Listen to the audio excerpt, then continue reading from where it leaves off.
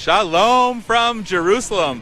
This is the center of Jerusalem, which is the center of the world. I am so excited to bring you the Jerusalem Marathon live as we relaunch the Run for Zion program. We're going to be with you for an hour and a half or 2 hours live today here at the 2021 Jerusalem Marathon. This is the finish line. There's a lot of action going on behind me, and I hope you enjoy watching people in all of their best and most exhausted who will be behind me all day. This is a really exciting opportunity, not just because we're relaunching Run for Zion, and I'm looking forward to sharing about that with you and hope that you'll be joining us. And all along the way, if you're interested in information, of course, follow us here. You can leave messages here on the social media, but visit runforzion.com. That's where we're going to have all the information and where you can sign up as well. So what's so special about today? It's not just the first time that we're relaunching Run for Zion. I'm going to talk about that. What is Run for Zion? This is the first Jerusalem Marathon since 2019. We haven't had a marathon here because of the pandemic. New restrictions were just lifted here to allow estimated 17,000 runners, which is wonderful, but it's only about half of what would normally be taking place. And unfortunately, the last time there was supposed to be a marathon was 2020. Unfortunately, that marathon was canceled because of the pandemic just 10 days before. However, what's so exciting is that then we had 2 buses of people, Christians from all around the world, who were going to be joining us and who had registered. They had their flight tickets, they had hotel reservations, everything was in place, but we had to cancel the marathon, unfortunately. So we're back. And obviously there's not an opportunity because we didn't know for sure that this marathon would take place or when it would take place. And most tourists are still not allowed into Israel, although the rules are changing as of November 1st. So we hope that you'll be able to join us, and we certainly hope you're going to be able to join us here in Jerusalem with us in person. But for the meantime, Run for Zion is going virtual. And what does that mean? Virtual run? If you're not a runner, you have no idea what that means. But actually, virtual runs have become a real thing all around the world. I just heard about somebody who ran the Boston Marathon virtually. And what does that mean? You go online, you register for a marathon, you pay your fee, and at the end you run wherever you are. You run in Minneapolis or Melbourne or Durban, South Africa, or anywhere in Europe or anywhere around the world. You go and do your run, you register, and at the end of the day you get a t-shirt like you see many of the participants here wearing special Jerusalem Marathon t-shirts. You get a t-shirt and a medal, and you say you ran the Jerusalem Marathon, you ran the Boston Marathon. Well, we're doing better. We're going to make this into the Run for Zion Jerusalem virtual experience, and I'm going to talk to you about what that means in throughout the program, and with a lot of guests. You can't see there's a chair next to me. We're waiting for people to finish the race. The mayor is here, the deputy mayor is here, some other community leaders. We're going to give you some really great conversations. Flora, welcome. I'm live. Would you maybe go over here? Flora's going to be joining us in just a second. That's excellent. As our first guest. So the Run for Zion Jerusalem virtual experience is about giving you that experience. If we're not able to bring people live to Jerusalem in person in 2022, we're going to be giving you the opportunity to connect with Jerusalem and experience Jerusalem. Be part of it by running wherever you are, walking. For me, sometimes I refer to marathon as the M word because I'm not a runner, and I don't want people to feel that they have to run a full or half marathon. You can walk 5 or 10 kilometers. That's all available on the website, so it'll be virtual. We're also having communities all around the world register to host their own local community runs, 5 and 10 kilometers, and other events that will be taking place all around the world. So if that's relevant to you and your church or ministry or any organization that you work with, and you'd like to work together to build a wonderful live event as a virtual part of the Jerusalem Marathon experience, so we're really super excited to be able to have you be able to join us for that. But I want to speak about experience because, again, it's not good enough for me to be having you go run wherever you are or walk wherever you are and think as if you connected here in the Jerusalem Marathon. If that's meaningful, that's great, but we're taking it up a step. We're going to be providing tremendous video content, exclusive video content, some of which you're going to see today.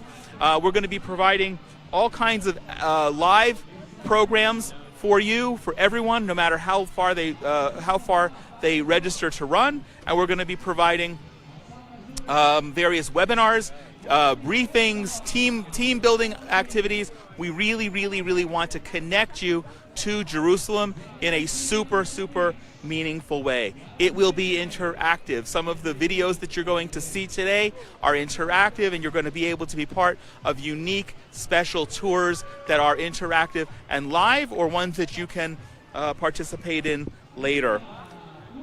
In addition to the interactive tours, we're going to be having briefings with community leaders. We're going to hear from beneficiaries, and during the course of this broadcast, we're going to be speaking about the opportunity to raise money. No one's required. In fact, registration for the Jerusalem Virtual Experience is free, so everyone can participate. But we want to encourage you to raise some money, because the money that you raise is going to help us with beneficiaries here in Israel that are providing really important services to millions of people. And just let me read off a few of who those categories of people are. We're feeding the hungry. We're blessing and providing support for Holocaust survivors who were in the last years of their lives. We're supporting Israeli soldiers, not with military, but just to show our love, and we've been doing that for the last couple of years. And also showing love and support for terror victims, protecting unborn babies, promoting Aliyah, return of the Jewish people to the land. That's been going on for well over 100 years, and it's continuing. What a blessing to be able to be part of that. We're building bridges between Jews and Christians all over the world, and making meaningful connections to Jews and Christians with Israel. We're providing security for outlying communities that live on the periphery and have specific needs and threats, providing emergency medical relief, helping orphans and at-risk youth, and building bridges and helping at-risk Christian communities throughout Israel, and specifically the Middle East as well. I'm really excited now to bring on our very first guest. I've not had the privilege. Yeah, we're going to be hearing lots of noise behind us. That's great. I'm really excited to be bringing on our first guest. I haven't had the privilege of meeting Flora Frank yet, but we spoke on the phone. Flora, you are a veteran runner of the Jerusalem Marathon. I'm a great-grandmother, but a young great-grandmother. A very young great-grandmother. I'm a veteran runner, Baruch Hashem, thank God, all over the world. This is my 42nd marathon. I've done... Wait, did you say 42nd marathon? 42nd marathon. How many do you do a year? I do sometimes 2 or 3, but lately I've done a couple of half marathons. Up till now I never did half marathons, but in Jerusalem you've got to finish by a certain time. So I decided to do 21, and my grandson has accompanied me. He's a major in the Israeli army, in the IDF. But I want to say I'm so excited about this project that Jonathan's doing, because to me, peace in the world, bringing people together, no matter what our faith, our religion, our color, our creed, is one of the most amazing things to do. Because what does Hashem say? God says, aren't we all from one Father? Aren't we all made in the image of God? And I think what Jonathan is doing is so important. So why specifically, I mean, you live here in Jerusalem, why specifically is it important when you talk about people of many faiths? Why should Christians especially come and run and join you next year in Jerusalem? Why not? Solomon, the King Solomon, Shlomo HaMelech, what did he pray for when God granted him everything? He prayed that people should come to Jerusalem and pray at the Kotel. He didn't actually say at the Wailing Wall, but people should come, and we have in our house of prayer for all nations. Yes, exactly. Tefillati, yes. That's wonderful. And not only that, on the Festival of Ingathering of the Harvest, on our tabernacles on Sukkot, we believe in the 70 nations of the world. Everybody came and offered sacrifices. Jerusalem is the place to peace.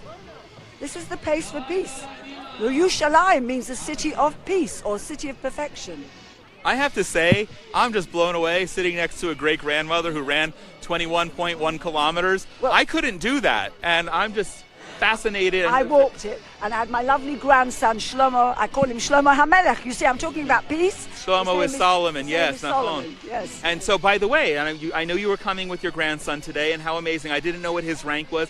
He's a major He's in a the major Army. in the One of the Army. things, and I don't think I mentioned to you, one of the things that we do as part of Run for Zion is raise money to support meaningful causes here. And there are many meaningful causes, but nothing more than showing our appreciation for the young men and women who are wearing the uniforms Yes. and serving, like your grandson. And let's hope that we will never have war anymore. Let's hope there'll be peace. There'll be Amen. peace between our lovely neighbours, the Arabs and the Palestinians, the Muslims, whoever they are. That's what I pray for. And if we can do it through this wonderful venture of Jonathan's, let's do it. Everybody should come over. The wonderful venture of Jonathan's is Run for Zion, and you can check out more at runforzion.com. Flora, you live in Jerusalem. How long have you lived in Jerusalem? I live in Jerusalem and in England. I've lived here for 21 years. Okay. And since my husband passed away to my sorrow, Sorry. Herbert, yes, he was a firm and ardent supporter. He was always at every marathon with me. 42, well, Did he run with you? He never ran with me, no. He used So- to sit in the grandstand in London because I was a gold bomb runner. How incredible. You inspired me. So living in Jerusalem now for 21 years, On and off. on and off, but what do you see differently when you're running through Jerusalem that you don't see on the normal pace of life? All the religious sites for all the religions of the world. That promotes peace. When you walk through the old city and you see the Armenian and the Christian and the Muslim and the Greek quarter and the Jewish quarter, and that's my prayer, that we should all live in peace because we are all brothers after all. Right. Is there a favorite part of running here in Jerusalem? A favorite Not place? really. Every place in Jerusalem is holy for all the nations of the world.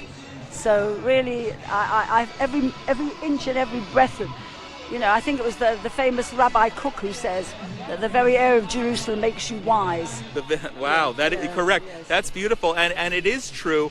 But often when you're watching this wherever you are, you're probably thinking of Jerusalem and you think of the old city. How can you not? I mean, the walls of the old city, maybe they're not sacred, but they're pretty close Every to it. bit of Israel belongs to everybody, Right. and we should all live here in peace. We and should that's live here what in peace, Amen. but here you have the privilege, or we have the privilege, and when we have you in person, and even if you're running virtually to connect or walking, you're being part of the rebuilding of Jerusalem, That's which right. God promised, which He said that He's going to bring the Jewish people back and restore Jerusalem, and we're not 100% there yet. It's coming, but we are looking forward to that opportunity to be able to have you and host you. Flora, before I let you go, I'm so inspired and grateful that you took the time after running the half marathon today. What else would you like to share with everyone who's watching? Well, I want to thank all my family, especially my grandson Shlomo Solomon, who came with me,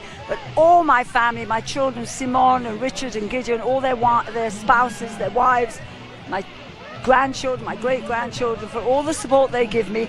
And I ran for Emunah, which is a wonderful organization that helps children in crisis, very vulnerable families, and for Norwood, which is in England, which is a similar kind of organization. And I've raised a lot of money, and I'm grateful the Queen gave me a British Empire medal. Wow. Yes, I'm very grateful for that, because of the money I've raised for charity and for my communal work.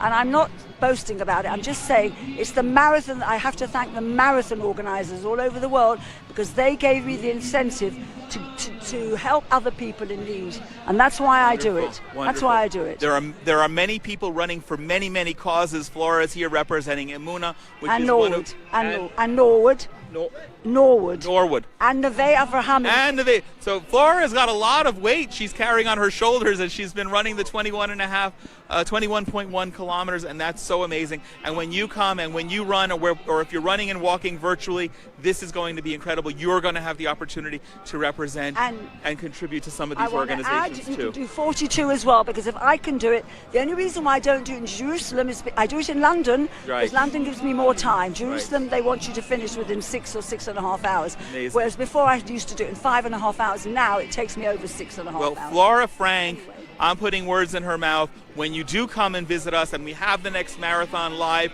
and we're able to bring Amen. our Christian friends from all over the Amen. world, we're going to have Flora Frank with us to inspire us, Amen. because I hope- I hope you're feeling it. I'm feeling tremendous inspiration from her as well. Flora, thank you. Thank you, It's Jonathan. a blessing to have and you here. Sabbath, a peaceful Shabbat Sabbath. shalom, we can say Shabbat that. shalom umevorach, I would Yes, say to amen. everybody. And I love everybody, and I want everybody to come to Israel. This is the place to be. Amen. God Thank bless. you, Flora. Thank you. We're going to continue now with a video, and let me just lead into the video. This was from our very first year of Run for Zion. Ignore the dates because it was made for that specific year, and we just haven't gotten a chance to update it yet. But one of the beautiful things that thank God I had the presence of mind to bring a film crew and capture the experiences of a few of our participants who were from all over the world, but these are all happen to be Americans who are participating. We proved the concept.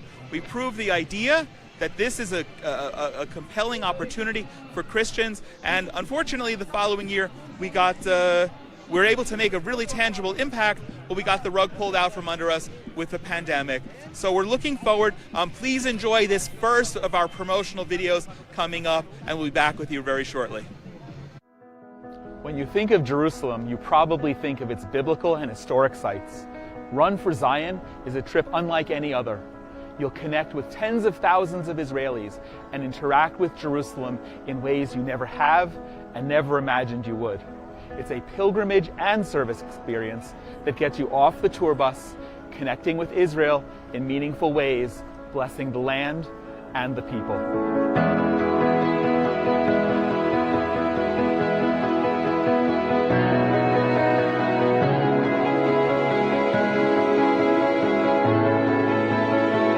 Perceived in this experience of an annual race that has tens of thousands of Israelis who participate was that we were missing an opportunity through this special experience to engage Christians to run through the most significant city on the face of the earth. But there are also opportunities to walk 5 and 10 kilometers, to run where prophets lived, that kings built, where Jesus lived and died. But Run for Zion is not just simply about a race. What we've put together is an opportunity that's a pilgrimage and service experience, that there's tourism.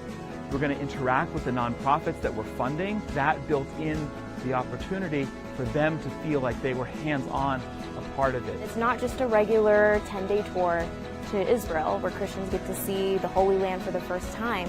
This is a specific mission of bringing runners, walkers, people who are cheerleaders to the stands and seeing people running through thousands of years of history and ultimately running through the promises that God has fulfilled and will continue to fulfill. It's enough to have such a huge impact and lasting imprint on your heart when you leave.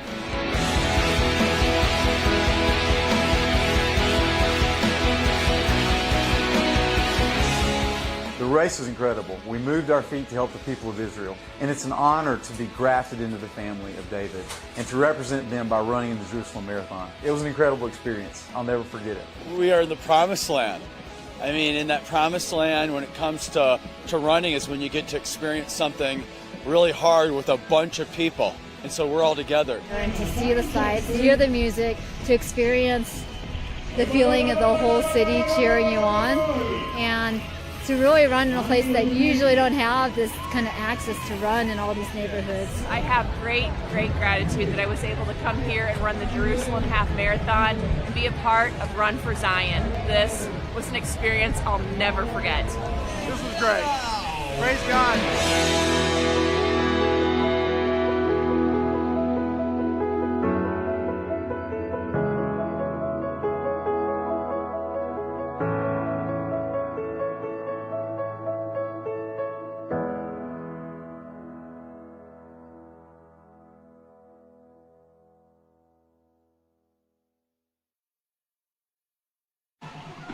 Welcome back. I am so thrilled to be here. I don't know, I hope that half of the emotion that I'm feeling is coming across just by being here. This is a spectacular event, and it's so amazing to see so many tens of thousands of Israelis out at what I like to refer to as a big family picnic, but it's more than that, and it's so wonderful that we're back live with the Jerusalem Marathon again in 2021. We have a wonderful guest. I'm so excited. Albert Vexler is the founder of Global Aliyah and the Jerusalem Prayer Breakfast. And Albert just finished running the 10-kilometer race he and representing Global Aliyah are one of our ministry partners, and I'm going to speak about that in a little bit. What being a ministry partner is. Albert, welcome. Thank you. The sweat is still not yet dried up. How do you feel having completed the run? Well, I feel very good actually, and thank you for having me. It's really a great family event. I mean, you see so many little kids. I saw like 10 years old, 8 years old kids running with us 10 kilometers. Fantastic. It is amazing. It's beautiful. It is amazing. How do you feel? I feel very good. Yeah. I feel really more refreshed than before. We were speaking just before during the film that you run a couple of times a week. What's special? I know you also travel a lot, and you probably get opportunities to run in other places. What's special and unique about running here in Jerusalem? Well, the scenic views. I mean, you can't get anything like this. I mean, especially when we now, went ascended to the old city, ran through, the Jaffa Gate and then out of Zion Gate. Of course, all of these ascents and down the hill. It's not easy. No, it's not easy. But it's not fun. one of the easier marathons. But it's fun. And here around Jerusalem, I mean, the scenic views, I mean, we're just talking about Sataf, that unfortunately was torched and the whole forest burned down. But I mean, that was one of the best views. You run around the mountain and you see the beauty of Jerusalem. It's just unbelievable.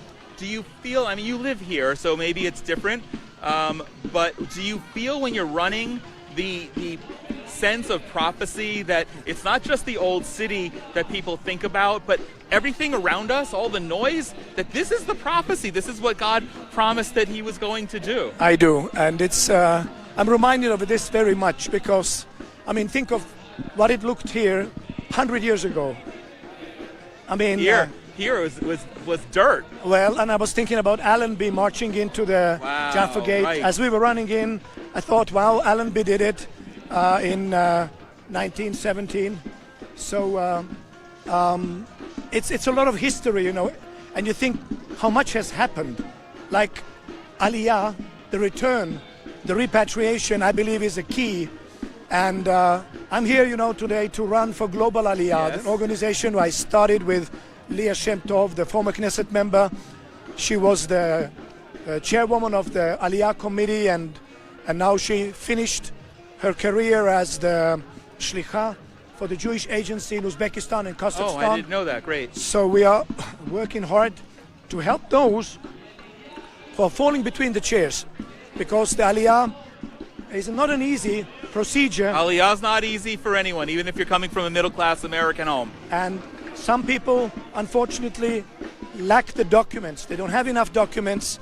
And you have people, even Israelis abroad in America, that got married. Didn't register their marriage in the embassy. Right. Didn't register their kids. And since 2018, the Israeli consulate demands a DNA test. Yeah, I didn't know that. For everybody? Well, for those who don't have these registrations. I see. It's funny. I think we were speaking about it the other day. My father was born here, and when I turned 18, I was born in New York, and I went to the consulate in New York, and I said, hey, I want my citizenship. And there was not even computers then, and they had no records, and they sent me away. So when we finally came 17 years ago, they had no way to track down. Somewhere they found my father's ID and where he was born and what have you. We knew that, but it becomes a bureaucracy even in the easiest of circumstances. So kol hakavod. I mean, more power to you in what you're doing, and how incredible that we have the privilege of you being one of our ministry partners and partnering together. So that I mentioned earlier, one of the major projects that we're funding from Run for Zion is the return of the Jewish people, Aliyah, the physical and spiritual ascension to Israel and specifically Jerusalem. So we're really grateful to have you on board with that. Thank you. And I think Aliyah is the key for the future of Israel. Because if you think of all what has happened for these last 100 years, with these all different waves of Aliyah that brought, people from so many different countries. The Jewish people came, from Russia, from Poland, from Germany, from Austria, United States. And I mean, you can think of these different waves and how much they contributed. Every wave brought with them something very unique. Well, every wave brought with them something very unique and critical, but every wave is connected to the prophecy of the Jewish people returning from all over the world. Absolutely. It's incredible. I will bring you from all the nations, and I will take you from all the nations, and I will bring you back to the land I promised to Abraham, Isaac, and Jacob. And I mean, to be a fulfillment, to be in the middle of the fulfillment of it, and to help this, to facilitate this, I think it's a huge privilege.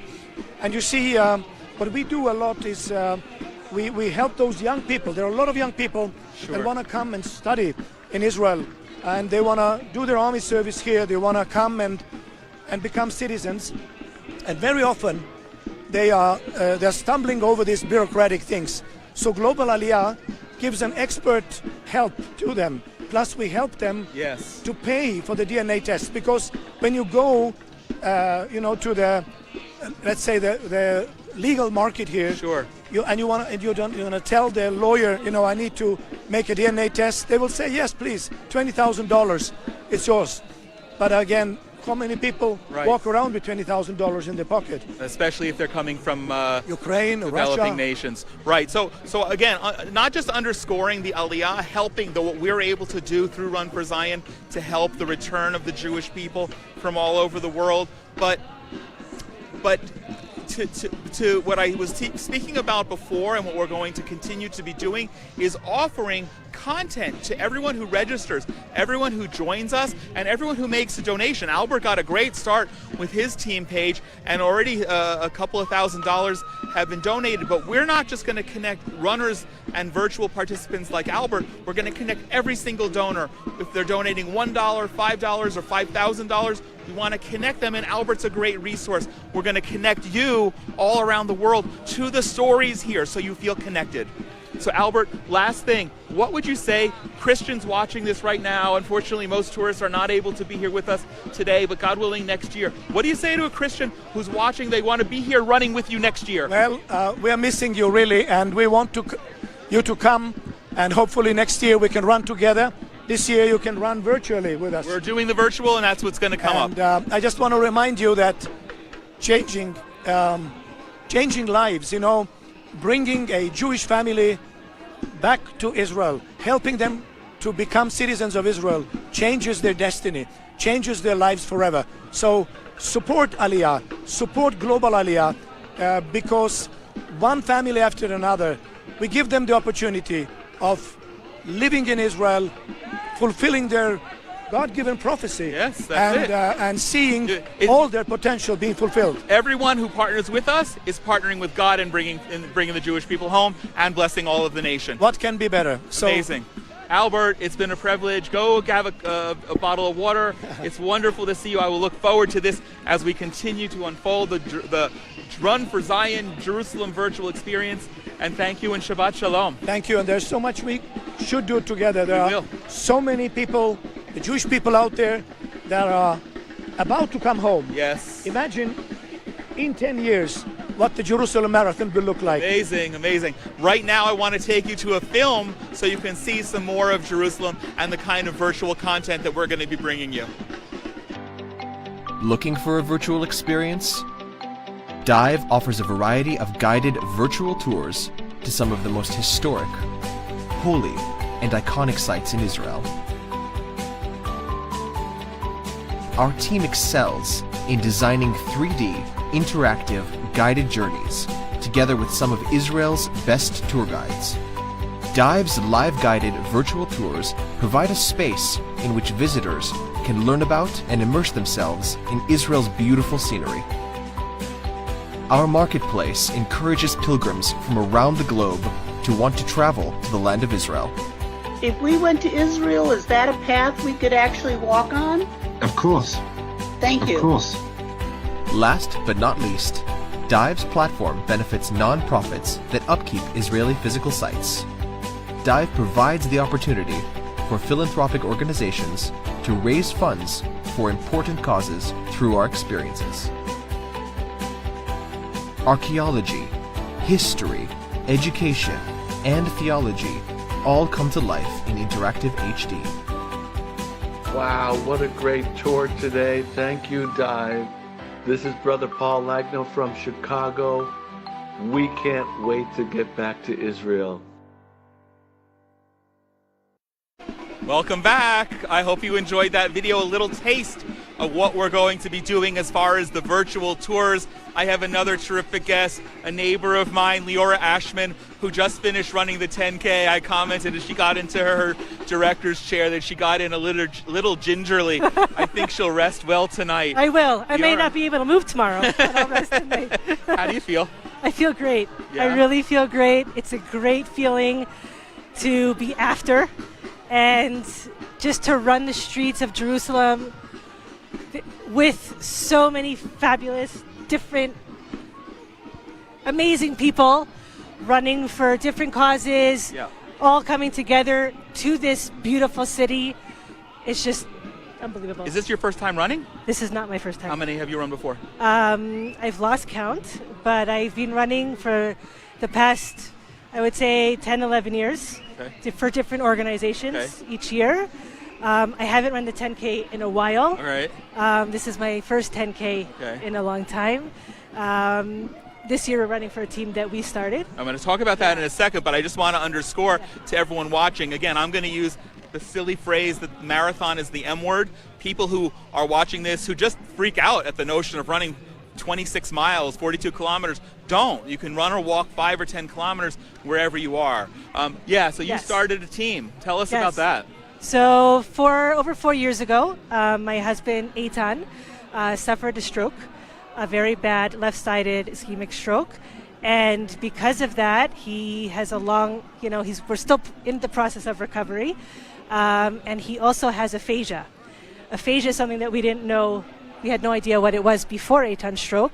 And it means that the language side of his brain, the language center of his brain, was damaged.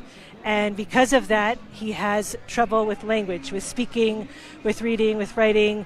And so we wanted more people to be aware of what aphasia is and how to connect better and converse better with people that have aphasia. Amazing. Thank you. Yes. So the team, your team, how many people ran with you? This year, we had around 35. 35 people. Yeah, we've had in the past about over 100. Wow. But this year, because of the time change, Sure. the Corona, the cancellations. Yeah. But we're gonna aim high for March. So when you look behind me and you see all of the different colored shirts, typically they're different teams, like people like Leora did, and they're running for different causes. And again, that's one of the things that we're privileged to be able to support, different projects. First and foremost, I just want to ask everyone out there, pray for Eitan. I know him; he's delightful, and I wish he were here. We talked about him coming and maybe doing the 5K with you. Such a special person, and when someone is crippled like that, then suffering a physical disability like this, and you know the person, you realize how all the more we want to put our feet one after the other in support. And so amazing that you've got the team. The shirt says Koach Eitan. Koach is the Hebrew word for strength. So let's pray for Eitan's strength and for all of you and your family and everyone who participated. Thank you. What else would you like to say to all of our Christian friends who are following? You're going to join us next year, right? When we yes, absolutely. Would love to run with all of you. The only one more thing that I want to say in regard of our team is also to raise awareness for the signs of stroke. People in our community have suffered, and it's really, really, they're standing because they have recognized the signs of stroke, and that too is really important. But to all of you, do you have people that ran? Yeah. Oh, so to all of you runners and all of you who are going to join in March, I would love to meet all of you and run with you in the beautiful city of Jerusalem. It's an amazing, amazing experience, and thank you for all that you do for all of us. Yeah, thank you, Leora. And hopefully you'll not just be live with those who can come in March, but we're doing the virtual experience, and hopefully you'll be part of that. Yeah, provide some inspiration and updates about Eitan. Thank you so much for your support and your love for Eitan, and I really appreciate it. Shabbat Shalom. Shabbat It's great Shalom. to see you. So welcome. So thank you to Leora. We're going to have some more guests. No, it's good. It's good. We're going to have some more guests coming up.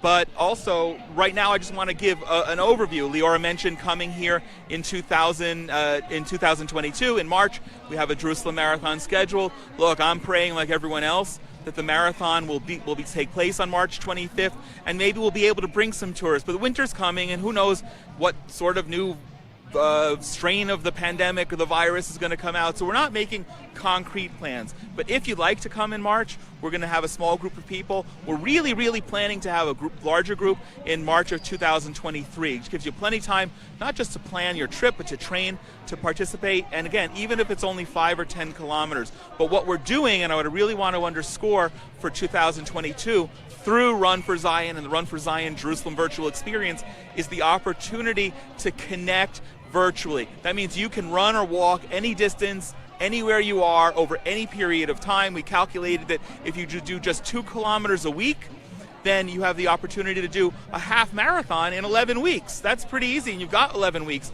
between now and where we're going to wrap it up.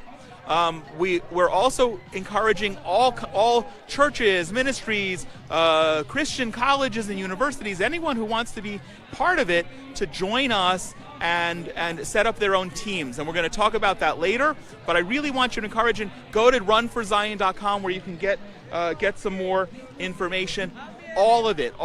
The bottom line is that we want to bless Israel. We want to connect you with Israel, not because God promises that he's going to bless those who bless Israel, but that's not a bad perk. Right now, what I'd like to do is take you. We had Albert Wexler on with us for just a minute ago, who was one of our ministry partners. I'd like to take you to 2 back-to-back videos, including our next ministry partner, the Friends of Zion Museum and Jerusalem Prayer Team, with a special message from Mike Evans, and then about one of the other projects that we're supporting with Holocaust survivors. Shalom, I'm Mike Evans, the founder of the Jerusalem Prayer Team, the world's largest social network platform, and the Friends of Zion Heritage Center and Museum. For decades, I have devoted my effort to support Israel and build support among Israel's Christian friends all around the globe. I'm excited to share that we are pleased to be partnering with Run for Zion to promote this special opportunity to connect with Israel in a most unique way. Because of the pandemic, most tourists who have wanted to come to Israel to connect in person have not been able to do so. This year, we're joining the Run for Zion Jerusalem virtual experience to give as many people as possible the opportunity to connect with Israel virtually, but in a real and meaningful way. It's an experience that you can join, running or walking from wherever you are. And I want to encourage our Jerusalem Prayer Team members to have your own Run for Zion campaign all over the world. I'm also excited that Run for Zion has a mission component where each participant can join individually together with thousands of others to bless Israel of all backgrounds, including people who are dear to my heart, like Holocaust survivors, soldiers and new immigrants, terror victims, and more. That's why I want our Jerusalem Prayer Team members to organize a Run for Zion campaign in every city throughout the world. And I am planning to participate as well. And I want to invite you to join me to be part of the Friends of Zion Jerusalem Prayer Team as we support and bless Israel literally with every step. Shalom and God bless you. אתה מסלם? טוב, אני רוצה להסתרק. אני הייתי במחנות ריכוז, הייתי בגיל בן 10. כן, הייתי 4 שנים במחנה ריכוז, כן. ואני הייתי מתפלח מהמחנה ריכוז בלילה, הולך 5-10 קילומטר לכפרים האוקראינים, הולך מבית לבית לבקש נדבות. וככה החזקתי את המשפחה 3.5 שנה. כל מי שחוגג בר מצווה יבוא אליי.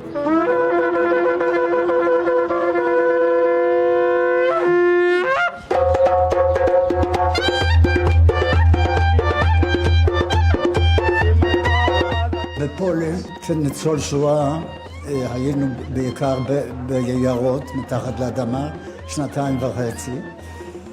ואחר כך שיצאנו היינו כמו שלדים, נשארתי אני ושתי האחים שלי והאימא מתוך 10,000 יהודים.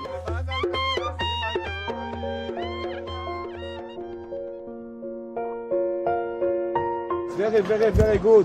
זה זכויות שלך. יצא, יקרה. אמא שלי השיגה עגלון בשביל לברוח. אני הייתי אז בן 5 חודשים, ואני נשכחתי בבית אצל הסבתא שלי. עברו 20 דקות, התחילו לחזור חזרה, והסבתא שלי רצה לקראת העגלה, כי ידעו שיחזרו לקחת אותי. אחרי המלחמה, אבא שלי לקח אותי ורצינו לנסוע לראות מה עם העיירה. הוא פגש שכן שהיה גר ממולנו. הוא אומר לו, אתה יודע מה קרה לסבתא של התינוק, של הילד הזה שמסרתם? הרגו אותה על המפתן של הבית, עם כתות רובים, הגרמנים הרגו אותה, והסבא היה כבר, איך שיצאה מהבית עם התינוק, שרפו לו את הזקן והרגו אותו עם הכתות רובים. אני נולדתי ברומניה, הספקתי גם בתור ילד להיות במחנה ריכוז. How are you? Wonderful to see you. אני כראש העיר ירושלים יכול לומר לכם שמעט אנשים בעולם אכפת להם ומוכנים לעזור כמו שמייק עוזר בשנים האחרונות.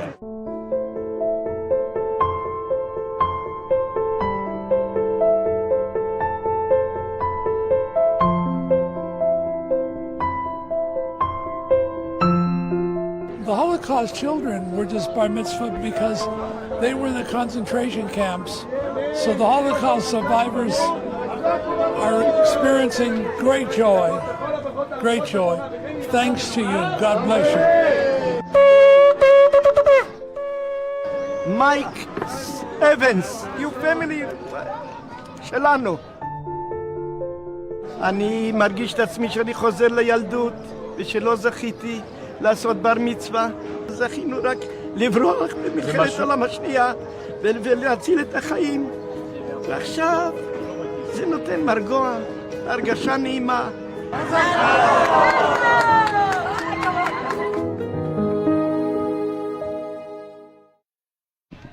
Welcome back again. I hope you enjoyed those. It's important, you know, the Holocaust survivors that we're blessing are living in the last years of their life, and in a generation there won't be any more. So one of the things that I really want to implore, plead for all of you, is when you're running, when you're signing up, I want you to remember that that's one of the really, really important things that we're doing, and this is the last generation that we have that opportunity, and I consider it a sacred obligation.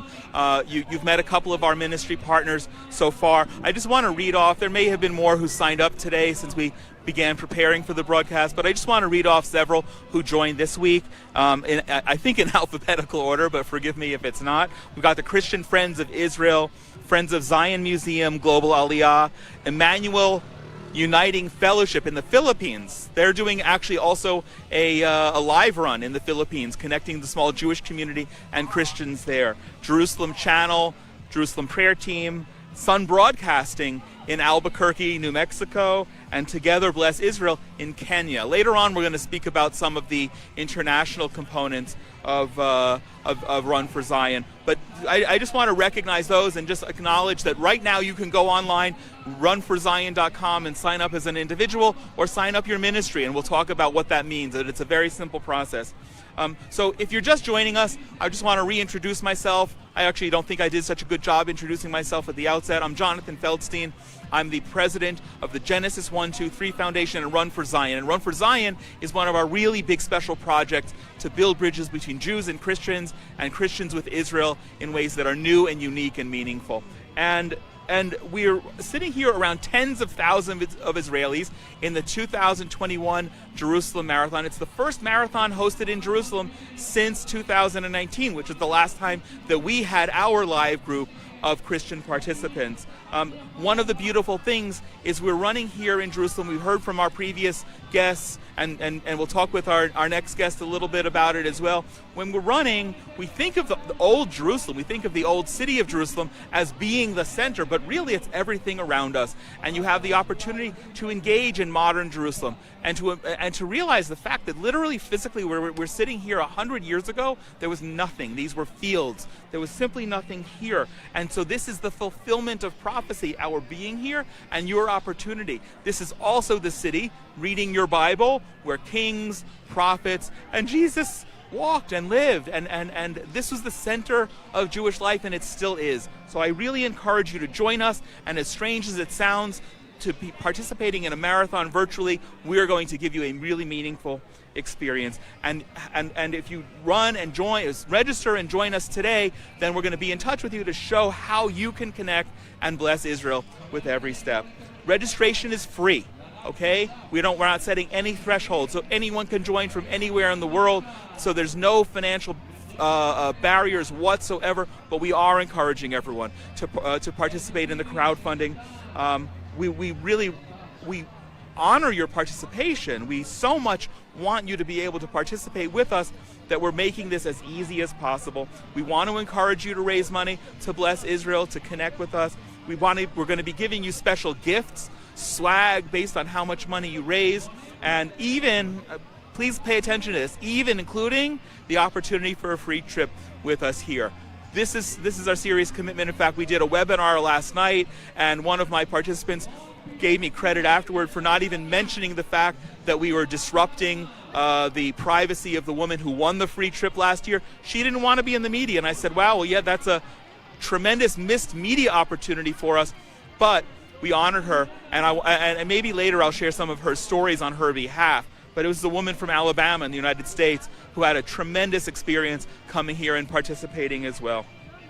We're going to be offering you certificates, decals, hats, shirts, medals, and other promotions, and of course that opportunity for the free trip. But because it's the Run for Zion Jerusalem virtual experience, as you've seen some of our videos already and are going to continue to see through the broadcast, we want to emphasize connecting you to the people here and to this incredible country. So I'm really, really thrilled now to welcome Isaac Hassan. Hello. Who it's so nice to see you. You just ran, didn't you? I walked. You walked. I was helping a friend who was dressed as a dressed as a Star Wars character, raises money for charity, and I was walking with him. So I walked about 9 kilometers with him. Why, you were afraid if you didn't go with him, he would cut your head off with the laser thing? That's a possibility, but definitely he would fall over. What I really wanted to do was to run with a group of friends who are raising money for an organization called Place to Heal, but you can't be everywhere, and I can't do everything. You can't. What a wonderful you can't run in 2 marathons at the same time. You can't run in 2 marathons at the same time. Wow! Hear that, folks? He coined a new phrase right here in Jerusalem. I'd like to share a little anecdote on what you said before about this being the Holy Land. Before I moved to Israel about 15 years ago, I went to see a very prominent holy man in England, and I wanted a blessing from him because I was coming to live in Israel. He turned to me and said, no, you give me a blessing because you are going to be walking on the Holy Land on a daily basis. Wow. And this is the Holy Land. That's really meaningful. And I know that some of you who are watching that and hearing that are kind of wistful of the fact that you're not able to be here because of the pandemic. I know we had canceled 2 buses of people last year, and we're going to have you all back. Please God, we're having you all back.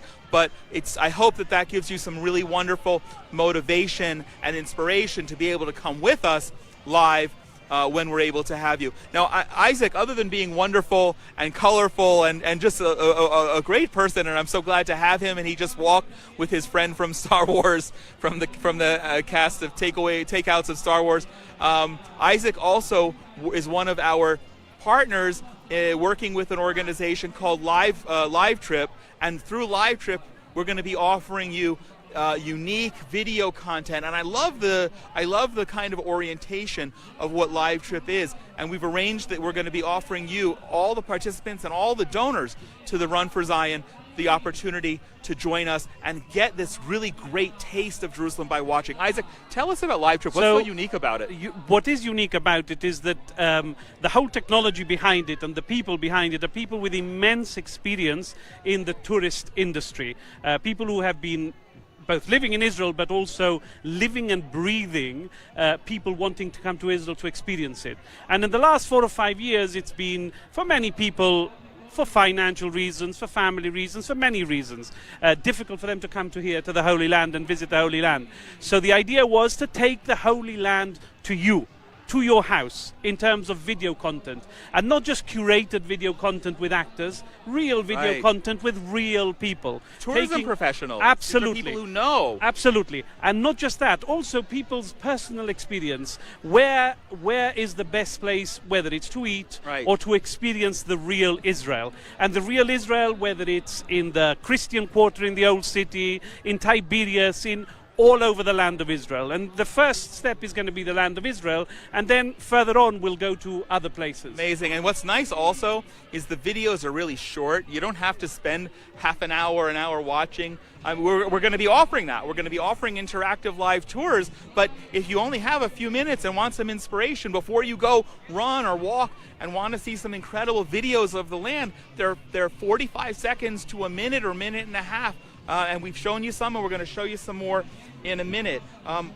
What would you say, again, most of our foreign friends are not here today, sadly. What do you say to the Christians who are watching now who just really want to be connected, and how live stream is going to help virtually in the short term? So what we're going to do is we're going to take you to the Church of the Nativity.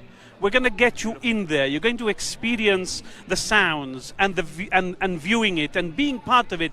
And instead of it being a big production, it's going to be, you know, the person holding the camera showing you what they see. Right. So we want to make it as live as possible, as interactive as possible. We obviously also want feedback. We want your feedback to understand, what do you want to see? Where do you want to go? What is important to you?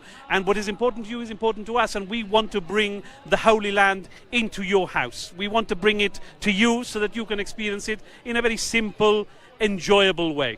And then come here and join us and connect with Isaac and his partner Igal, who you're going to meet in just a minute. Absolutely. Isaac, thank you. Pleasure. For joining. It's so thank wonderful. You all. Thank you. I want to show you some other of the live trip videos right now before we bring Igal on.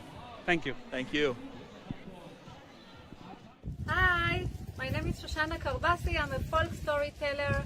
I live here in En Kerem. And you know, it's not Tovkani, it's En Kerem, it's in Israel. Look what a beautiful place. This is the Russian monastery. This is the Italian monastery, John Baptist, on the name of John Baptist. You can see the view and the beauty with Jewish roots.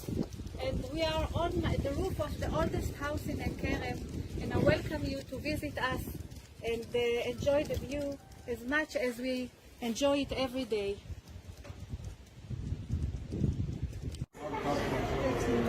Hello, beautiful people. Sam Musa, licensed tour guide with you. Today we are in Via Dolorosa on the 7th station. Come with me inside, I'd like to show you a few things. Here we have a column from the Roman time, 2,000 years ago. And from inside, we can see beautifully the original rock that, according to tradition, that Jesus Christ fall here for the second time. We continue from here to the 8th, and afterwards till the Holy Sepulchre. Come to Jerusalem, come to the Old City. See you soon. Ciao. Hello everyone, my name is Ephraim. I'm a guide here in Jerusalem. As you can see here, beautiful menorah, the exact replica of the menorah that was in the Beit HaMikdash in the temple 2,000 years ago, made of gold. This menorah is very special because this is also the same menorah that we have today on our coins. This is the symbol of the state of Israel. And I invite you to come here, the Holy Land of Israel, to see how past, present, and future people work together. Good morning from Jerusalem. We are in front of Damascus Gate. Sam Musa, licensed tour guide with you. We are in a bagel shop, and I would like to show you something very special from Jerusalem. This kind of cake, let us say, it's filled with dates. Let's have a look to it and taste it. It's filled with dates. Very delicious. Come and taste. Thank you very much. So again, you got a great taste of Jerusalem. And one thing I like about the live trip videos is they're just really natural. This is not major studio quality. It's authentic. It's done with someone's phone, and I love that. And we're going to have dozens of these also as part of our partnership, as part of our commitment to give you really great exclusive content when you register, walking, running, and I want to underscore this: everyone who donates $1 to $1 million, we will certainly give $1 million donors a little bit more, is going to get exclusive content to all of our projects and videos as well. So I want to introduce Igal El-Harar, who is the founder of Live Trip. Igal, you didn't run this morning, but you're here around the marathon. How does it feel? Oh, the feel is great. This is the atmosphere is crazy. This is like 20,000 people run here in Jerusalem. This is a great opportunity. And Live Trip shows few videos from here. And of course, Jerusalem, Jerusalem is the best place in the world and the Holy Land. This is the big marathon. It's great. So you're the founder. You're the vision behind Live Trip. What do you want people to take away from this? To see Jerusalem real. See Jerusalem real. What you see is what you get. People trust people because the video comes from the people in the street. Inside in the platform, make the video. You see video in many languages. Today I have a few hundred video inside in my platform. You see Jerusalem, many places. Christian, not Christian, religious, not religious. This is great because you feel Jerusalem. You feel Jesus where he's walk, where he's stop. And you feel the God. If you go in the Kotel, you feel the God. You do feel. I've seen many of your videos, their videos, in preparing, and honestly, I told Igal, and he knows this. Some of the audio quality is not the best, but we're going to improve that. But the point is to give you something that's really super authentic. And I love how you said people trust people. People connect with people, and so we're going to do that. What do you want the people watching now to know about of course, what's coming up with the content we're going to provide, but the opportunity to come here in person as well? Of course, all the video is real and from the street, and I hope you come to see this because, if you don't walk in Jerusalem, you don't feel Jerusalem. I give you the experience from the video, the real video.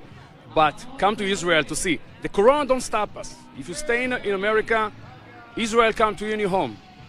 This is Live Trip. What you see is what you get. Real.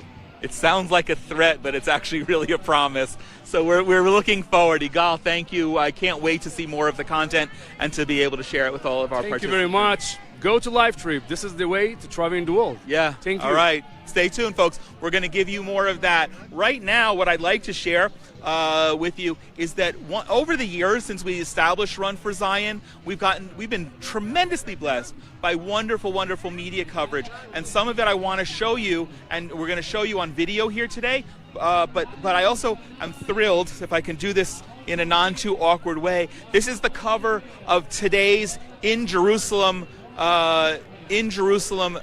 newspaper that's part of the Jerusalem Post. I don't know, the camera people are taking a look to see if you can actually see it, but the feature, of course, is about the marathon because we're back. The marathon's back, and it's so exciting. I'm so pleased, and if you look on our Facebook page, you're going to see a link so you can read it all. But I'm so pleased that we were featured here, and I'm just going to read to you for a couple of moments what the author Zev Stubb wrote. He said, Israel's travel regulations also pose challenges for overseas organizations. Run for Zion is a program that was launched to bring groups of Christian pilgrims to run the Jerusalem Marathon, offering a unique way to connect them to the Holy Land. Partnering with churches and other ministries throughout the U.S. and the world, the group was set to welcome its largest group ever in 2020 before the run was canceled. We had 2 buses, this is a quote from me. We had 2 buses ready to go, recalled Jonathan Feldstein, president of Run for Zion and Genesis 123, a nonprofit dedicated to building bridges between Jews and Christians with Israel. It was disappointing. This year, with his community unable to visit, Feldstein is organizing virtual marathons where participants can connect from home, virtual runners or walkers raising money from their friends and family can walk or run a 5K or 10K race or a half or full marathon. They'll receive customized running gear and awards and send blessings to Israel from their hometown. So this is, I love how he summarized that in just a couple of paragraphs. That's what we're about.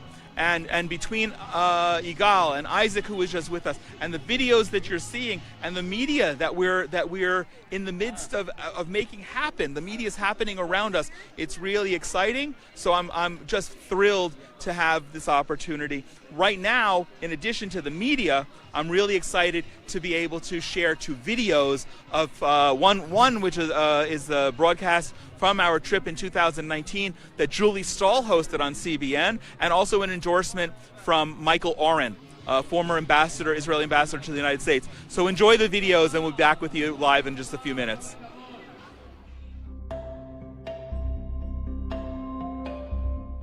Shalom, my name is Dr. Michael Oren. I'm the Deputy Minister of Diplomacy in the Prime Minister's Office and the Government of Israel, a member of Knesset, and a former Israeli ambassador to the United States. Christian support for the State of Israel is vital for our security, for our economy, for our society, the common civilization, the common values that we represent. Israel is the cradle of Christian civilization, of Christian belief, and those values continue to guide Christians worldwide. We stand for the same values, the same principles that were born in this land. Therefore, to make connection with this land is essential for Christians. Expressing support for Israel is expressing support not only for Christians, but for people in every freedom-loving nation around the world, particularly in the United States. They can learn about Israel, study Israel, they can support Israel in their local political realms, but most importantly, they can come here. 26 miles, 26 miles you could run from Capernaum to Tabcha to the Hill of the Beatitudes. To Nazareth, maybe. They should run here. They should run here.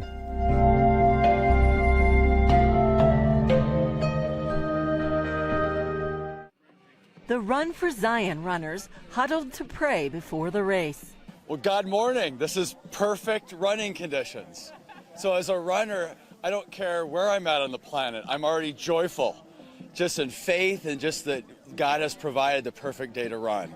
But my goodness, we are in the promised land. We're bringing our first team of Run for Zion. This is the first time that anyone in the history of the Jerusalem Marathon has promoted this as a Christian experience. Jonathan Feldstein is founder and president of Run for Zion. And it's an Orthodox Jew. It's just so awesome and humbling for me to be able to provide that experience for people. He says his organization gives Christians an opportunity to experience Israel beyond what tours offer. This provides a different prism for people to be able to come and have a unique experience through running with touring on both sides. But we've also built up the opportunity to bless Israel, not just by being here, but by raising money for various nonprofits that we're supporting. So it's a privilege to be able to move our feet to help the Jewish people. Pastor Ray Hardy from Belmont, North Carolina, and Elizabeth Wong from Phoenix, Arizona, came to Run for Zion in the full marathon. Run for Zion is an organization that is designed to help those people that are Jewish, Holocaust survivors, Meir Payim, those people that are homeless, those people that are returning on Aliyah from Ethiopia, the Ethiopian Jews. And so we want to be part of helping to make those things happen. I came here because it is the 70th anniversary of the modern state of Israel, the first anniversary of the American embassy's move to Jerusalem, and Jonathan is a personal friend. I really believe in the vision of Run for Zion and the integrity and excellence that he walks in. Dr. Pat Castle is founder and president of the largest pro-life running group in the world. He and his wife Angie came to run the half marathon. All in Christ, more pro-life, yeah! I wanted to be right here where Christ walked. I wanted to run in his footsteps. This will be my 60th half marathon, and here we are in the Holy Land.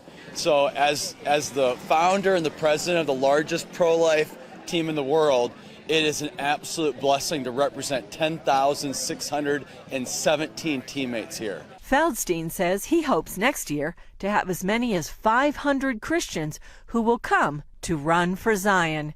Julie Stahl, CBN News, the Jerusalem Marathon, Jerusalem. Crazy things happen at the Jerusalem Marathon. We're attracting attention because we're the only, this is the first live broadcast ever from the Jerusalem Marathon going out all around the world. And so people stop by, they're curious, and a lot of little kids go, can I come and be on your TV show? Can I do this? And we just had a great experience. I'm sitting here with Russi, who, as you can see, is a young woman. We're going to talk to her in a minute. She just finished the grueling family run, and her friends were saying, oh, she should go. She's an officer in the Army. She finished in 2018. And just participated. It's so wonderful. You were born and raised here in Jerusalem. I was born in Israel, raised here with both my parents are American. They moved here right before I was born, so we kind of grew up with like an American-Israeli combination of family. What you live here, you're from here, this is your whole life. What's different when you are running around the streets of Jerusalem and seeing tens of thousands of other people participating? I think the combination of all the different kinds of people running in this marathon, it doesn't matter if you're older, younger, Jewish, not Jewish, a nice person, not a nice, everyone's together. It feels like a family. Everyone's running into each other and cheering each other up, which is beautiful, because it's not like you're like that at home and I'm like that in your house. We're actually all together as one. So I think I miss that a lot, and once a year I come here to run because it's kind of like a power, and it reminds me how amazing Israel actually is and how many diversities there are that come together here. How beautiful. That was amazing. I agree with you. I always refer to this sort of like as a big family picnic. We're all together, and especially this year because there really aren't many international participants because of the travel restrictions. But thank God we're back, and it's a beautiful, beautiful day. It's a great day. We've got potentially millions of Christians and others following us, watching live and recorded afterward. What do you want to say to them? They want to come and meet Russi, the officer in the IDF. What do you want to say when they come here? Why should they come and join us, and why should they participate in the virtual run? First of all, it's a great experience just seeing, I've been all over the world. I've been in a few places. I lived in places. I was in Europe, in the US and stuff. And I think there's something very special here that you see everyone together and everyone loves each other and everyone's very accepting, and it doesn't matter, again, who you are. And Israel is beautiful, and because of all these restrictions of Corona, and the COVID from vaccinations and stuff, the minute everything opens up, I recommend everyone to come, see Israel, be part of Israel, see the beauty and everything. And me as coming back after not being here for 3 years, I actually chose to come back because there's something very unique here. Nice. And beautiful. I wish I could have had taken the credit for scripting this and having her on my slate of guests to join. This couldn't have been more perfect, and I'm going to put words in Russi's mouth. God willing, when you come back next year and in 23, she's going to be part of giving you the kind of inspiration that she feels, that she's so excited to come home to.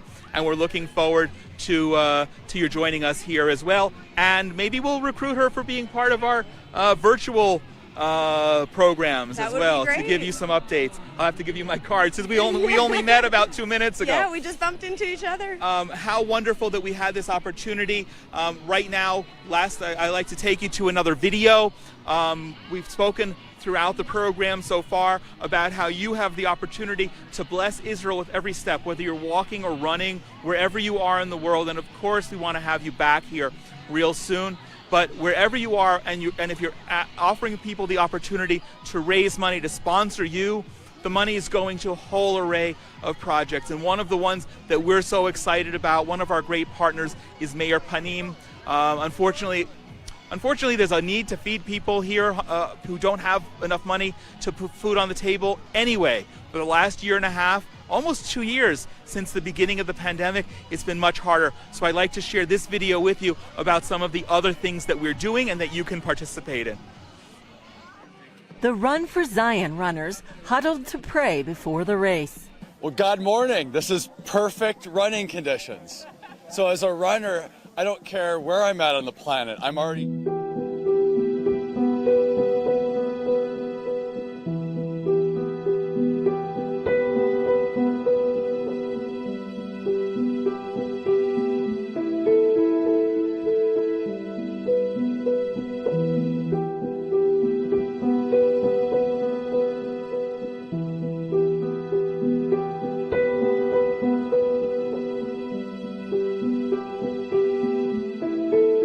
are giant plastic crates delivered here, full of onions and carrots. I saw some kids finding a few mouldy onions, a few black carrots that hadn't been taken, climbing out and putting them in a bag for Emma to take home.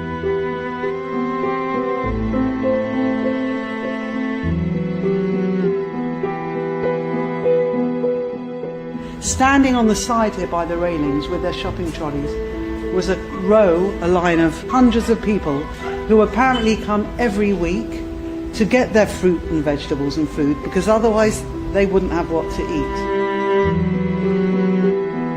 Once the corona kicked in, the daily regulars, the weekly regulars were not allowed to come to this kitchen to collect their food because of social distancing and the rules of coming to get a takeout.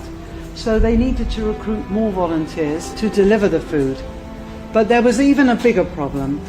The restaurants and the work canteens were closed. They were not creating leftover food anymore.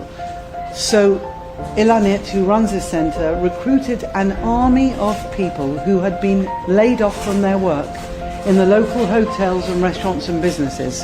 And they began coming on a daily basis to cook food to then distribute. The most successful people, the most secure people, have suddenly lost their livelihoods. They've shut the doors on their factories and their offices. They've lost their work.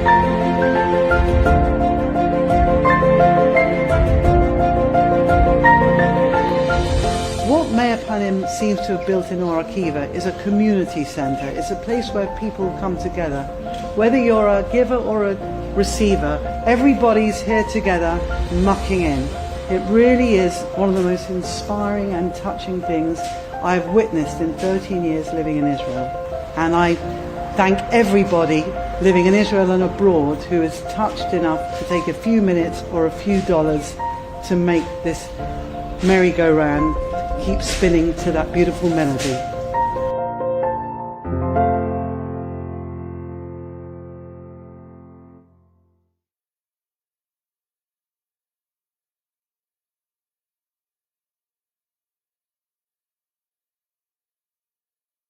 Welcome back. It's so great to be with you again.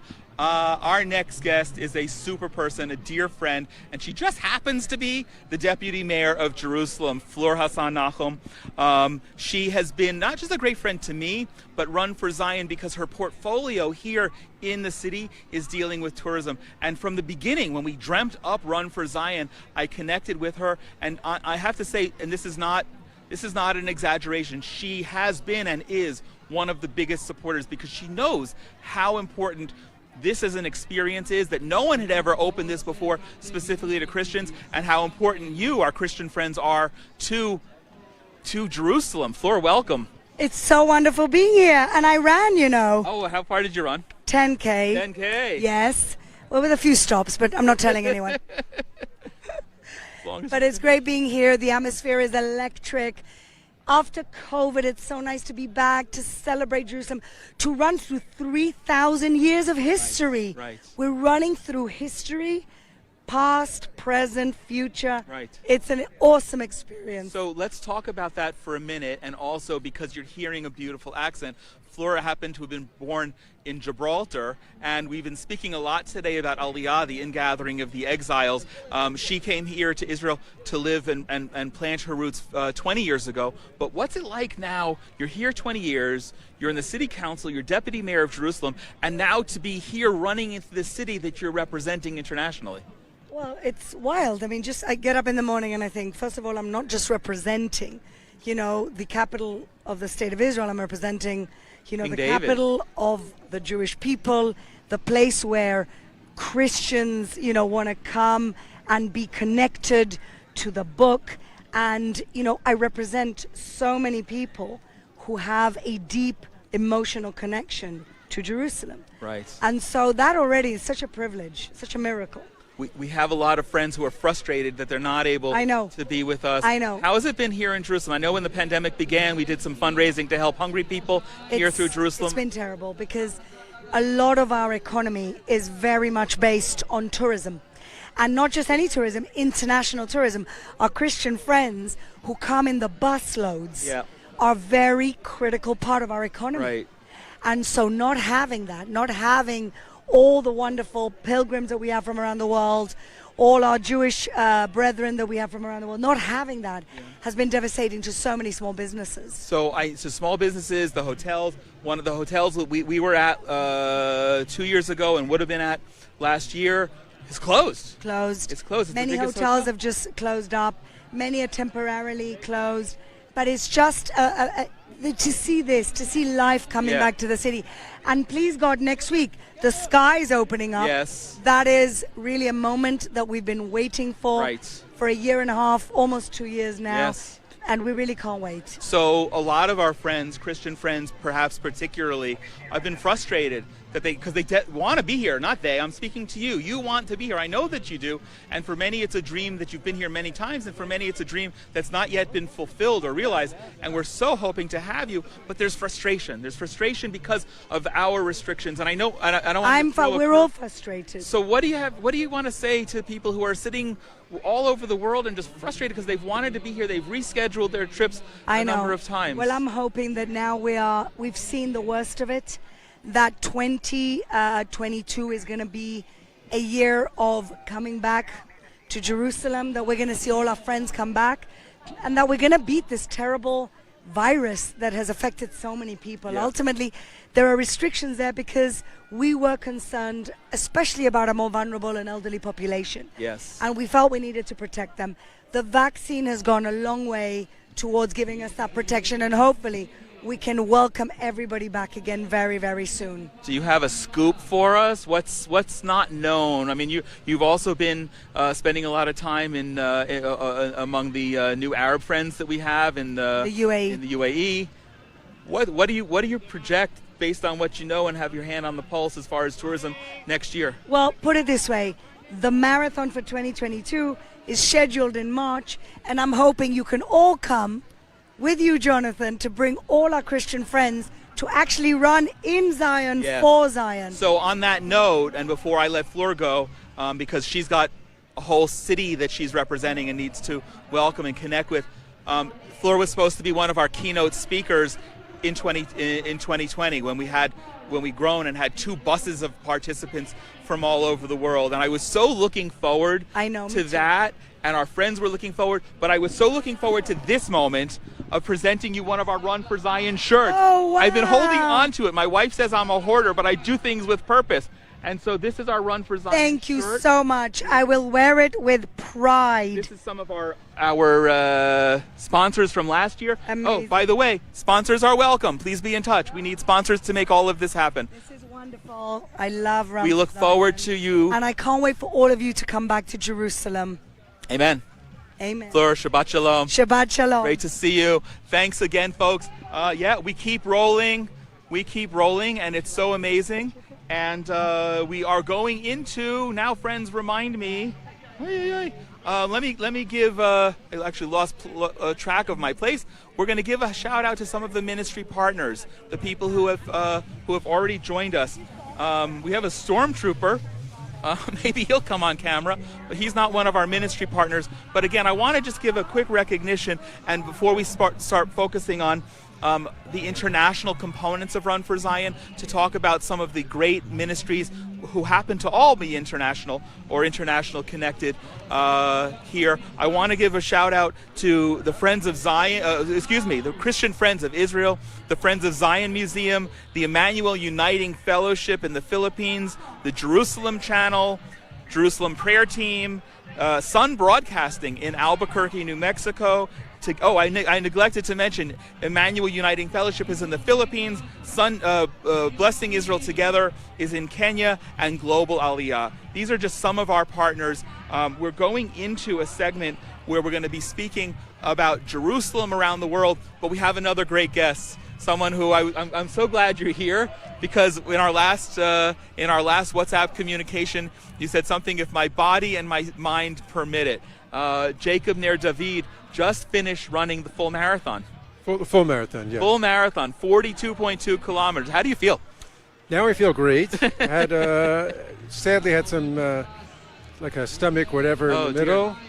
So I had to walk a lot, and then thank goodness my daughter came and ran the last 10K with me. So very nice. Doing much better now. Was that planned that she was going to run? How did you? I mean, she knew that I was running, and she knew kind of to catch up with me. But yeah, it gave me the will to finish. Yeah. How nice. That's that's actually one of the great stories that's so nice to be able to have families come. So when you do come, or when you do the virtual races wherever you are in the world, let's make them family events, family activities. It's so special to be able to run with your children. Earlier, I think our first guest today was I think 80-plus-year-old great-grandmother who ran her 42nd marathon. Full?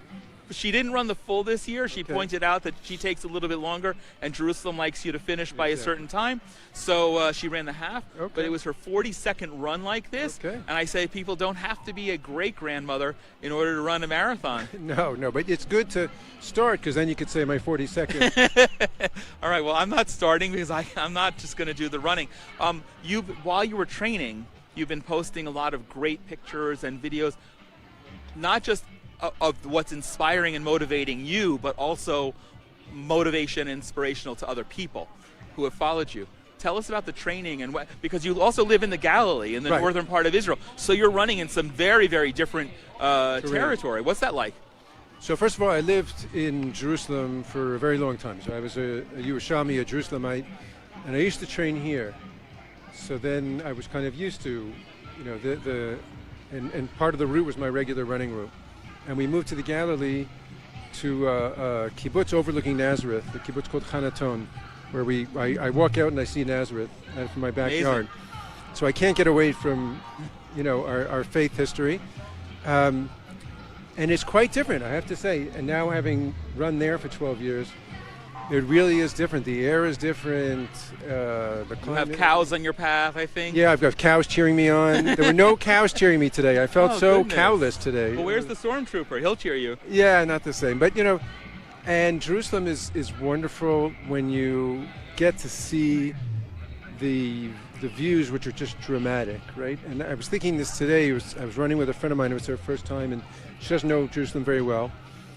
And when you make the turn at Mount Scopus, and all of a sudden the Judean desert unfolds in front of you. Talk about inspirational. Yes. And you get reminded that Jerusalem is literally sitting kind of on the crest of, or the entrance to the Judean desert, which we kind of forget when we look around over here. It's powerful. And the imagery is powerful. I think if I was running on a treadmill in a hotel, wouldn't be as inspirational. Right. Well, amazing that you're here.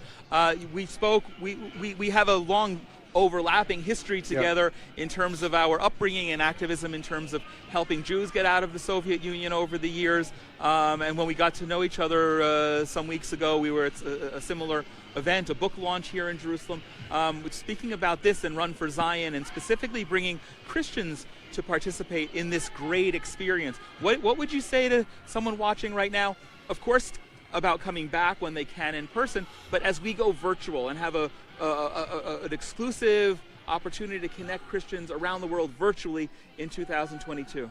Right. I mean, what the past year and a half have taught us is you can try and get a taste, and sometimes can truly get a taste of a place even from far away. Okay, right. And I think I'm a winemaker. Yes. And which is also fun to be making wine overlooking Nazareth, and where the wedding in Cana took place, just next to Nazareth. Oh, yeah.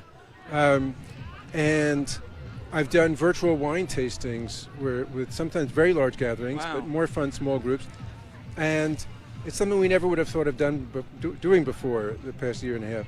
So out of all the darkness comes some light. Like, hopefully we'll realize, we can connect in these virtual ways, and they can be meaningful. It doesn't replace being here in person, but it definitely brings you in a way that I don't think we anticipated a few years ago. It's given us many challenges, but many opportunities, and I think one of our goals needs to be that we want to be able to continue the virtual, because not everyone who wants to come next year or the year after will be able to, but we now have this great opportunity to connect virtually. One message I would say for just having run all over the city of Jerusalem, 42.2 kilometers, is I think particularly for people who look upon Israel, in a historic sense and a faith tradition as an important place to them, it's great to actually know the geography. Yes. And get to know the real places. You know, I remember when I used to live here in Jerusalem, and I lived right off of Bethlehem Road, and I was on the phone with someone, a customer service agent in the States. Okay. And she said, you know, where are you? And I said, well, I live in Jerusalem. She says, Jerusalem? I said, yeah, and I live right off of a street called Bethlehem Road. She says, no, come on, now you're pulling my leg. There's no such place. She didn't really understand that there's a Bethlehem today, there's a Jerusalem today, there's a Nazareth today, and everyone's welcome to come see it in person or virtually. Yeah, I did a podcast with the pastor in Fiji, and who only somewhat later in his life as an adult did he realize that Jerusalem was not in heaven, but actually here There's on an earthly the ground. Jerusalem. There's a real Jerusalem. So we're looking forward for your joining us and being here with us. I love the fact, I knew that you're a winemaker and entrepreneur. I love the fact, and not everyone's going to want to drink some wine, but maybe when we're here to have that great connection. I don't know that you or I or anyone we know personally are in the habit or ability to make wine out of water or water out of wine the other way. But if you are and want some extraordinary Galilean wine, we will connect you with Jacob Ner David when you're back. Jacob, thanks for taking a rest here in our chair. Sure. It was nice to have a place to sit. And for joining us and making time and feel good. Rest up and have a great Shabbat. Thank you, and good luck on the rest of the production. Thank you. All right, I think we have a video now. Oh, no, I'm supposed to talk about Jerusalem, Run for Zion around the world.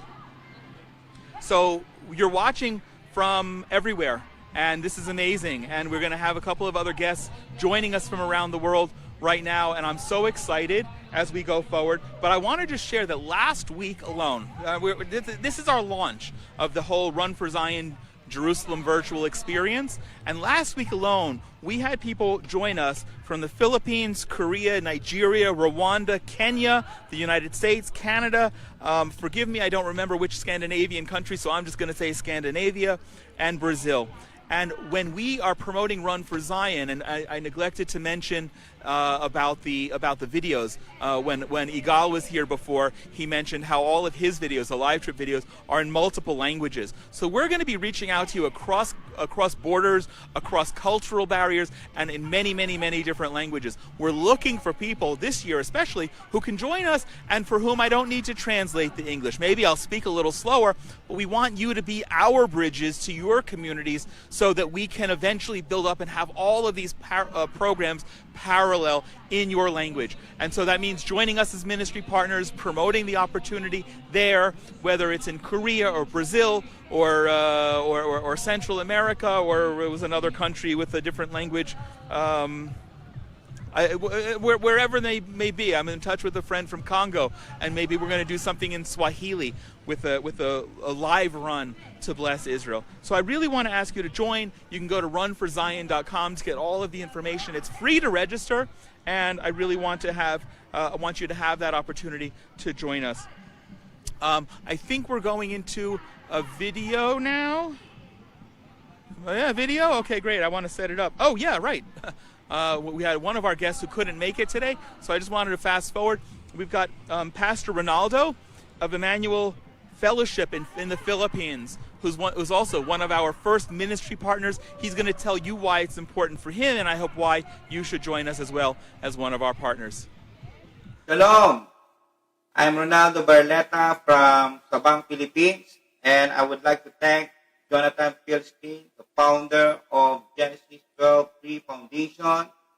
And it is high time, it's very important in such a time as this, that we all Christians must connect to our brothers, the Jews. And as we connect to all the Jews whom we love so much, we are connecting to Israel, so that we, not just physical terms, but spiritually, we are blessing the Jews, we are blessing Israel. And as we do all that, we are ready to receive the promised covenant of Adonai as partakers of the blessings that promised to Abraham. We are so excited for this week as we involve our team, Emmanuel Uniting Family Fellowship Center, through the ministry that is called Run for Zion. I believe that it's high time right now that we unite, Jews and the Christians, to run the race and reach for the glory of Zion. We will believe, continue trusting the Lord Yeshua, that all our lives will be given unto Him, and we will wait upon the coming of the Lord Yeshua, so that all of us will be able to withstand and stand in such a time as this. We love you all, our brother Jews. We love Israel. We love Jerusalem. From the Philippines, as for me and my household, we will serve the Lord. We will run for Zion as we all run the race and finishing the race with the crown of glory. Shalom, shalom. Welcome back. I hope that was good. I mean, from the Philippines to Korea to all over. We are all over the world, and I'm so excited now to have my friend H.J. Myung. She's here in Israel over 11 years as the journalist representing not just secular TV and news programs throughout Korea, but also Korean Christian television. What's the name of the network? CTS, and my agency is KRM News. Korean News. Amazing.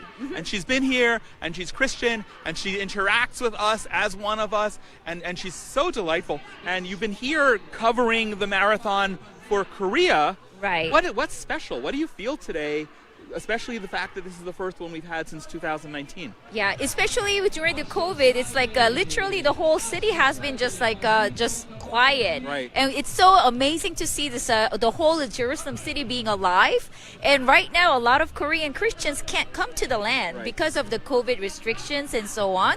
So this is an opportunity to show them that, like, wow, it was so deserted Jerusalem that I was reporting to last 2 years of COVID. We're locked down and so on. But this is an amazing thing to encourage Korean Christians to come and see Jerusalem and to visit. We're back. Now, Yeah. It's funny, when you talk about how desolate things were, it reminds me of probably the first lockdown, seeing the Jaffa Gate locked. Yes, Physically yes. closed, and the major churches and synagogues, Yeah. everything was locked. I felt like we were reading Lamentations. I Yeah. felt like we were a couple of lines in the whole Yeah. history of the destruction, but now we're back. Yeah, and it's actually very interesting because the first lockdown, which was very, very strict, and nobody were allowed to go out of the house like 50 meters. Right. And at that time, because of a press privilege, we were able to go into the Jerusalem, old city. And it was so desolate, and it was so heart aching, and everything was closed, and it's empty, and we were able to just kind of take a video, but it looked like a still picture because there was nobody going around, and just one like dove coming and flying on. That was the only thing that we could capture like a video. So that was so sad, and so many Korean Christians were aching to see how Jerusalem, where it was so bustling and hustling, and be so quiet and so like dead. Yeah, So we have people all over the world: Korea, Philippines, Rwanda, Kenya, other countries that are participating and joining us with the virtual program, the Jerusalem virtual experience that we're running, and hoping, of course, to be able to have people back. You understand better than a lot of people the feeling of Christians and how Christians have yearned but also been really frustrated. Right. What do you want to say to Christians who are watching in Korea or anywhere, watching about what's coming and how can we get past that desolation and reconcile and get people back? Another thing that I think this marathon is a very good subject to Korean Christian is that Korean Christian very connects to the old Israel, Yes. meaning that it's like a biblical, historical Jerusalem. Right. But like running in Zion and running for Zion, here it's actually connecting the Jerusalem of now.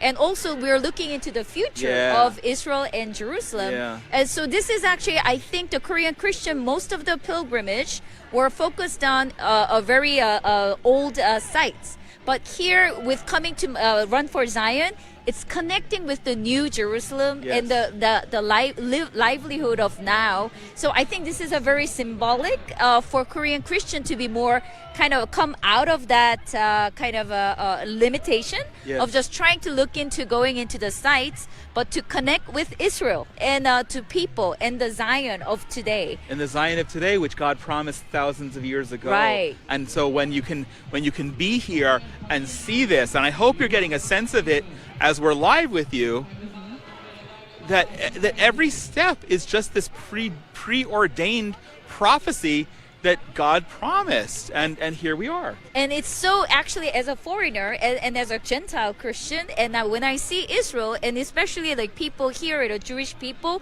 running and this livelihood, I see that God's prophecy being fulfilled. So this is actually the part that Korean Christians, they will connect and they will see the now of Israel, and they will be so astonished and they'll be so surprised that, wow, God is alive and his word is real. And you see it here. It is coming to fulfillment. Yeah, it is. Every day right here in front of us. So we're really praying that you'll have the opportunity to come back and join us in person just as soon as possible. There will be a marathon in March, and gosh, if we can bring people, we're going to do it. We're certainly going to have a big team, hundreds, I hope, in 2023. But meanwhile, it's this Run for Zion Jerusalem virtual experience, so that anywhere you are in the world, you can choose a distance, run any length over any period of time, and connect with Israel. And as we like to say, bless Israel with every step.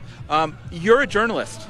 How am I doing how you're not so used to being on the other end of the conversation? How are we doing? Actually, you're doing great. Yeah, you have been inviting amazing guests and actually getting all the zest out of their experience. And so I think you're doing very great. Thanks. Yes. It's a lot of fun. I'm really pumped up and excited to be here. After we finish this, we're gonna turn the tables, and she's gonna interview me for the Korean TV, and I'm very excited. But everyone, whether you're following from Korea or anywhere else in the world, we're looking forward to your joining us. HJ, thank you. Thank you so much. It's been a blessing, and we'll see you just in a little bit. Shabbat shalom. Shabbat shalom. Okay, all over the world. Now I have to follow my card to see what was next.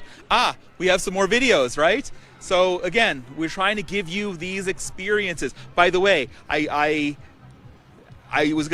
putting words in her mouth that when you do come here, she's going to be one of our inspiring partners, or one of our guests that you're going to be able to connect with. She talks about being a foreigner. She's not born here and doesn't have citizenship, but she's no less Israeli as far as having the pulse and pace of life here, and gives you a really, really different perspective.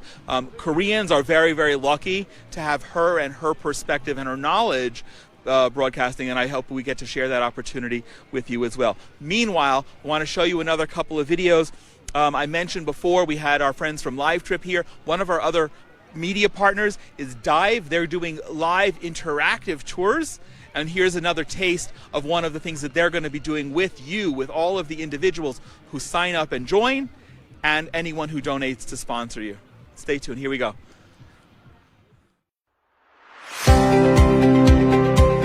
Dive was founded for the purpose of bringing a little piece of Israel into your homes, into your living rooms. So we hope that you guys feel right at home as you're looking on our virtual platform today.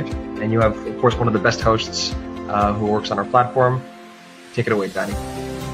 Okay, thank you, Abe. Good evening, everybody, or good noon, everybody. Just to point out here on top of Mount of Olives a few of the sites that we can see. We're going to walk into the main area, the main reason why we're coming to here, and that is in order to visit the Mishkan. In this palace, we have a peristylic garden. Peristylic garden means peri, from the periphery, means around. אנחנו נמצאים על הגבעה הדרומית של הקיבוץ, או כמו שאנחנו קוראים לה גבעת הפסל ומגדל המים. אנחנו יכולים לראות שיש לנו מולנו את פסל מרדכי אנילביץ'. מרדכי אנילביץ' היה אחד ממפקדי מרד גטו ורשה בתקופת השואה ב-1943.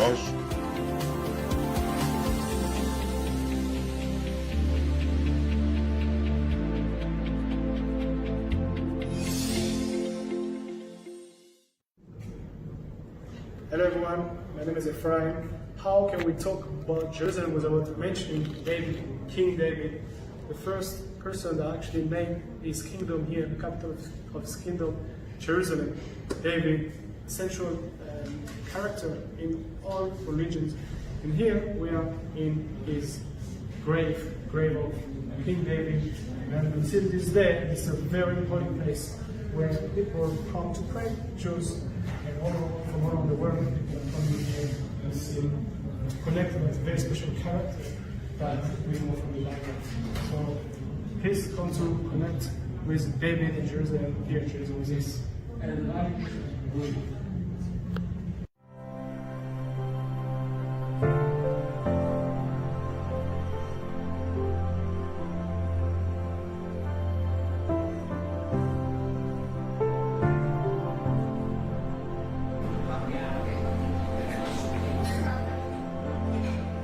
When I dreamt of Run for Zion and putting all the pieces together, I wanted to create something that had the highest level of integrity.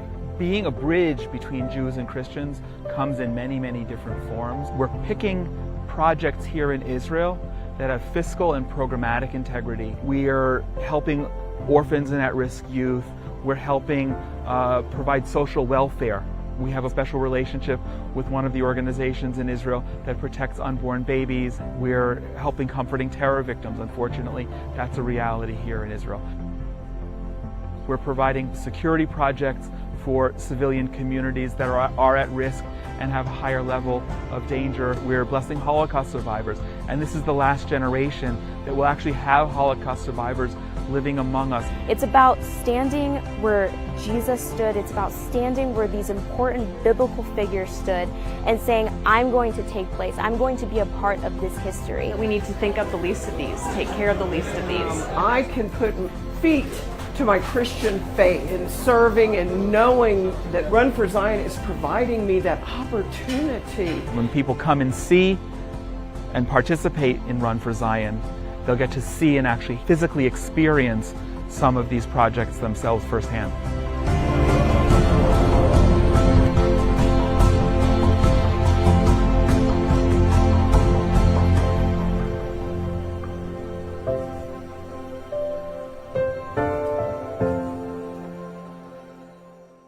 Back again. I hope that was enjoyable. And just another taste of some of the depth, literally the depth of these experiences that we want to give you and everyone who's going to join us. I wish I'd been following to tell you live how many people are registering at runforzion.com. I hope it's a lot. I hope a lot of people are joining, setting up pages.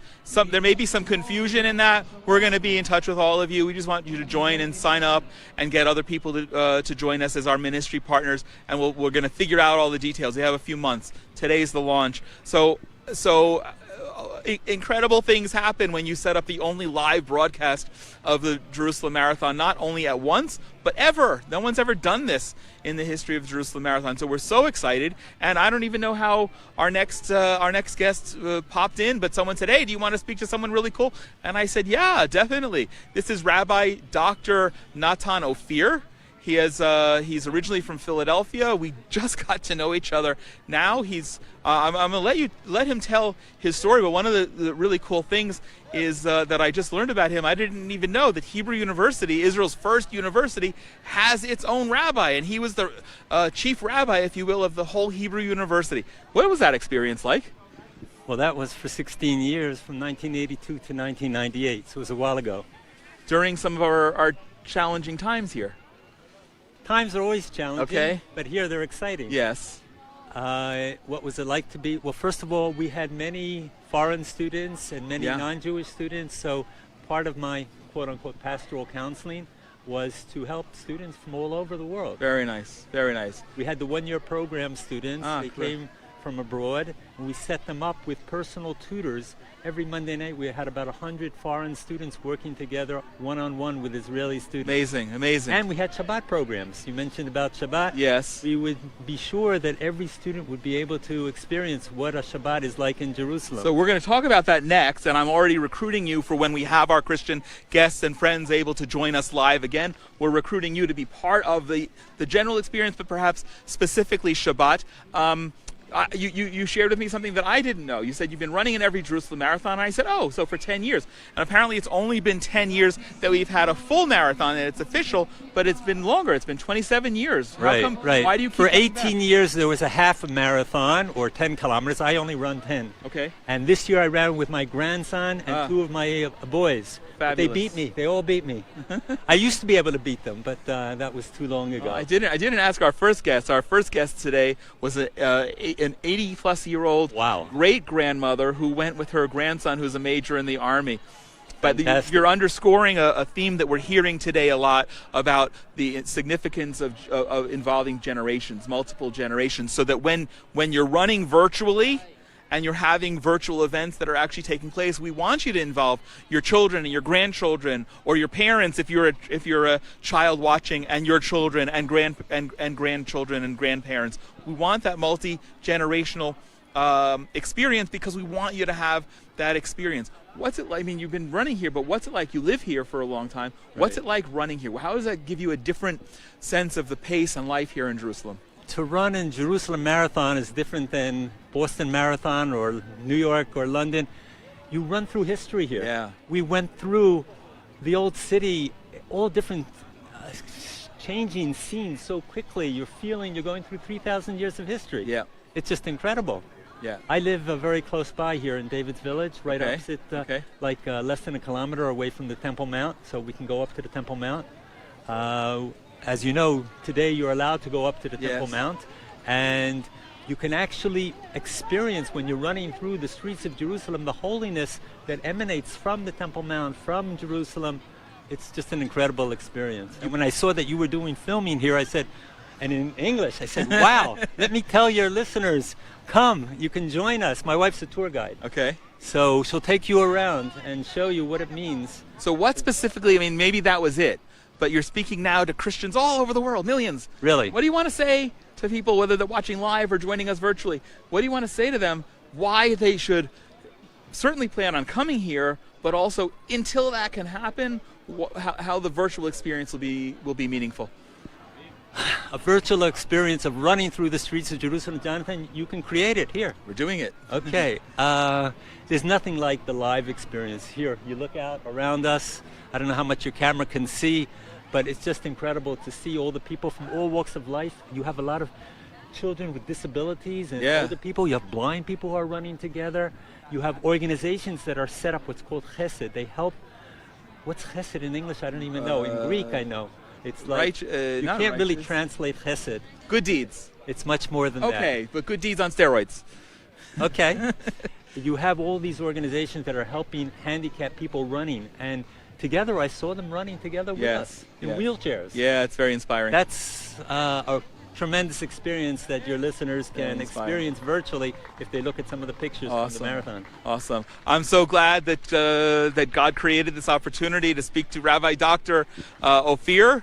It used to be Nathan Offenbacher when I grew up in Philadelphia. Nathan Offenbacher, anyone who's following who knew him from the old days, but we're really excited to have Rabbi Dr. Ophir here joining us. Thank you. Thanks for sharing. Thanks for popping in and being curious and sharing. We're going to speak. I want to share a little bit. You know, it's Friday. It's Friday afternoon. I just noticed as we're speaking, it's getting quieter. More people. It's the full marathon that's taking place behind us.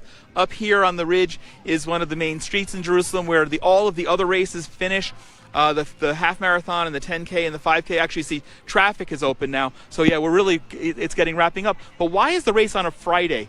Because Sunday is a regular work day here, and Friday, it always has to be during the summertime before we change the clocks or after we change the clocks.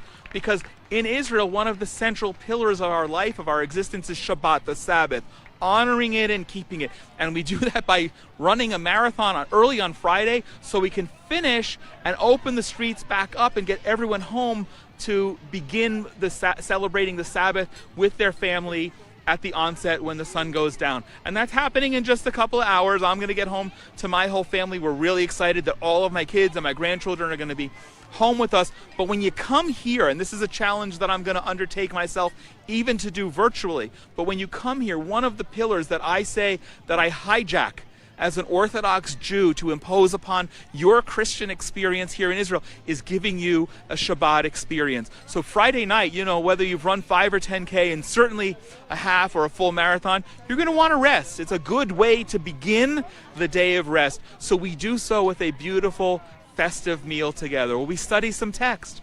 We're studying some scripture together. And last year, the last time that we had a live one, it was me and one of the pastors who's on our board, Linda Chandler in Austin, Texas. Got to give a shout out to my dear friend and sister, Pastor Linda Chandler, and we studied the text together from a Jewish and from a Christian perspective. So I want you to know that experience here is going to really connect you, not just with the people and the beauty, but with the pace of life here. And so now I'm taking it upon my challenge to figure out how to give that to you virtually. What I'd like to do is share a video with you right now of someone else, another rabbi who's been really extraordinary about building bridges with Christians. He's a former member of Knesset, our parliament here, Rabbi Yehuda Glick, who also we're very blessed and privileged to have in our corner as one of our friends, and created this incredible video for us that I'd like to share with you now leading into the Shabbat.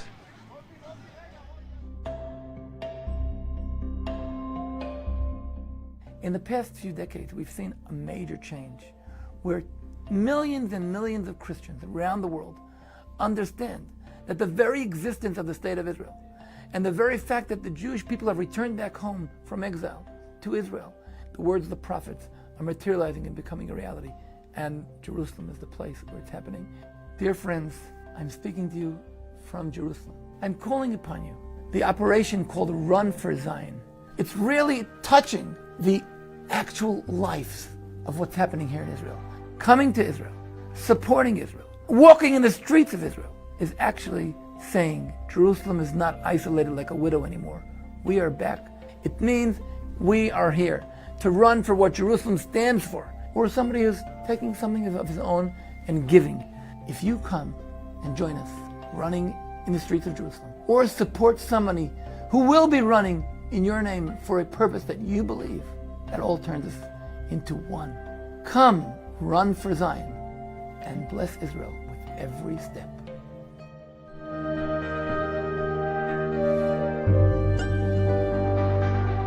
Hey, I hope so. Rabbi Yehuda Glick, Rabbi Natan Ophir, we have incredible guests and friends who are getting part of Run for Zion. And you know, it's so exciting to be able to do this launch today with the support of so many people, Jews and Christians here in Jerusalem and all over the world. And I'm really excited to introduce a good friend, but a new friend. But it's one of those relationships that you know it's really a good relationship, even though you just had coffee together the first time.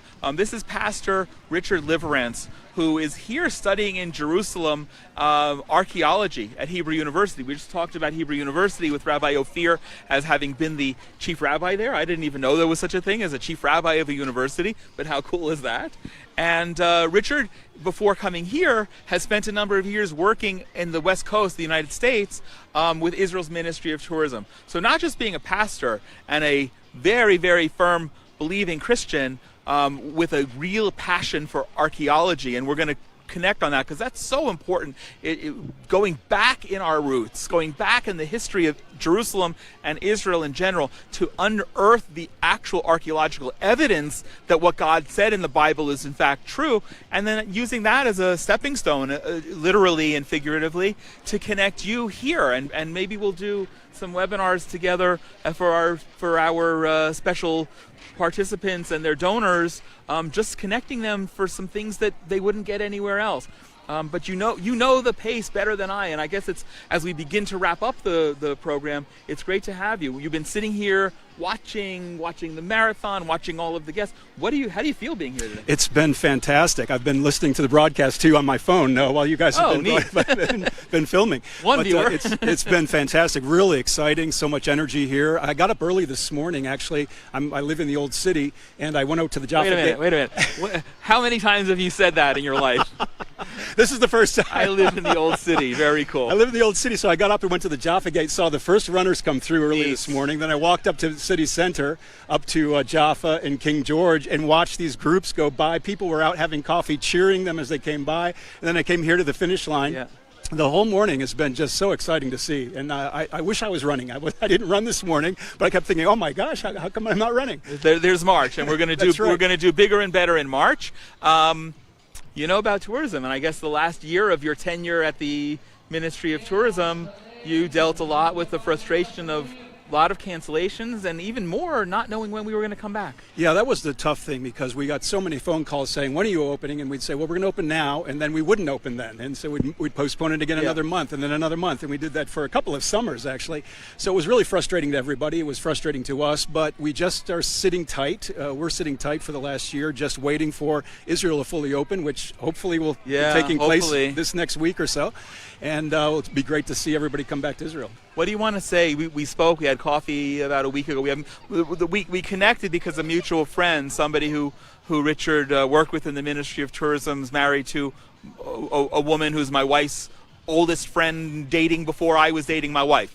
So, what do you have to say? We talked about Run for Zion and how, I mean, as part of our overall vision to connect Christians in different ways that are unique and meaningful. What does Run for Zion speak to you, having been a tourism professional, still in some ways, and to our Christian friends who are watching? I think it's a fantastic and creative way to experience Israel. You know, the conventional tour is on and off a bus, which is in itself really fantastic. But to do that with the Run for Zion, to be able to connect with something that's so culturally Israeli, to enjoy the run, to meet Israelis, to enjoy something what other Israelis are doing is a really unique way to see the Holy Land, to see Jerusalem especially, to see Israel. So I think it's a fantastic and really creative idea, Jonathan, what you guys are doing. Yeah. Thank you. I love the word that you used, that you talked about conventional trips, because I think that's an adjective that no one's probably in my life ever used to describe me.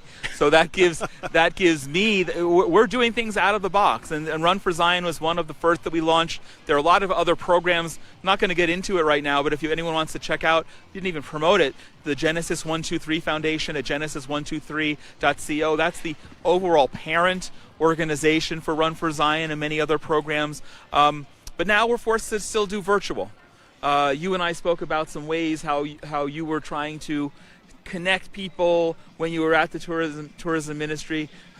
How do you think, when I spoke to our friend Ayal, who runs the tourism ministry office in New York, he thought the virtual thing was a great idea. And without putting words in your mouth, why is that good? What's unique for Christians about doing this virtually? Well, it's a way to connect. It's difficult to come to Israel, and some people can't do that, but it's still a way to connect, to support Israel, to be a part of the event in a very fun way, in a very interesting way. So I think it's a great alternative. Of course, it's not like being here, but it is a way to connect in a very special way. Yeah, and I'll be honest, until Richard sat down in the chair and knowing what he knows and his vision and what he's learning, I didn't even think of it, but he's going to be a great resource that I'm going to hijack and make sure that you're going to connect with him as he's learning really cool archaeological things going on here that connect all of the dots.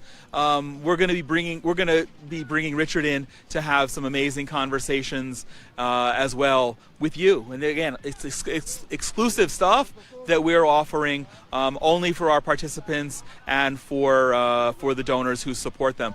Richard, before we go, it's almost Shabbat here in Jerusalem. What do you want to say to everyone? Last word from the Jerusalem Marathon. Well, I want to encourage you all to come to Israel. It's as Israel hopefully is opening up this next month, and to start making plans now to come to be a part of what's going on here. I've been here, moved to Israel a month ago. It's been fantastic. Jerusalem is one of the most fascinating cities on earth, if not the most fascinating city, and it's been fantastic just to be here and to also to be a part of the archaeological studies at Hebrew U. I'm just blown away after just a month of classes, the kinds of things we're talking about, the kinds of things we're learning, and I'm really excited about it. And the reason I did it was just to really bring some context to my understanding of the Hebrew text of the scriptures. So it's been fantastic. But context that you can touch and and unearth. Yep. Yeah, awesome. Richard, it's a real pleasure. Thank you so much, Jonathan. It's great to be with you. We're gonna be staying in close touch. Good. Thank you. Shabbat shalom. Shabbat shalom. So right now we're gonna. quickly run and get some popcorn. This is our last video, and I debated whether to show it to you or not. I couldn't not, because it's so significant as far as some of the recognition that we've received from Run for Zion over the years. Again, disregard the dates, because this was recorded, I don't remember if it was 2 or 3 years ago, so disregard the dates entirely.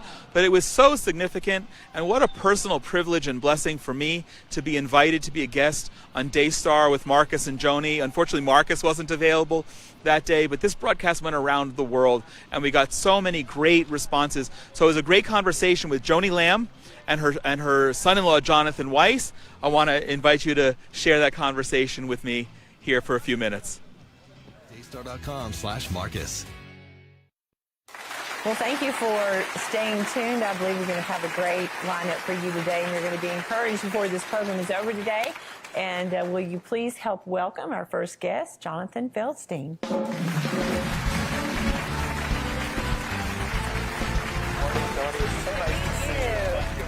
Nice to see you. Well, thanks for being here today. I'm excited to be here. Yeah, we had some great music to get us going. And as I mentioned, our own Joe Nanowski, his family actually fled from the Ukraine during the Holocaust. So it's quite a story. He wrote that song that we just sang. Fortunately, too many of us have stories like that of our families fleeing, but then we get to come home to Israel. That's right. That's right. So tell us a little bit about your journey back to Israel. Well, my father was born there. Actually, I'm going to get emotional talking about it. And since I was a child, I had always wanted to live there. And when I met my wife, who's watching now in Israel, hopefully with the family. What's her name? Lori. Hey, Lori. We're so glad you're watching. And with our month-old grandson, who's Awesome. who's hopefully there. Yeah. So when we were both teenagers, God put on our heart that we really wanted to go back. God gave us a gift through Abraham, that we're descendants of Abraham, recipients of this wonderful gift that he would promise to bring us back to. And when I was there for the very first time, I just perceived Israel as a better place to raise a family. And we had that, my wife said when we got married 26 years ago, we were on the 7-year plan. It took a little bit longer, but we made it, and we've been in Israel for 14 years. We have a son born there and now a grandson, and it's incredible. It's a gift to be there.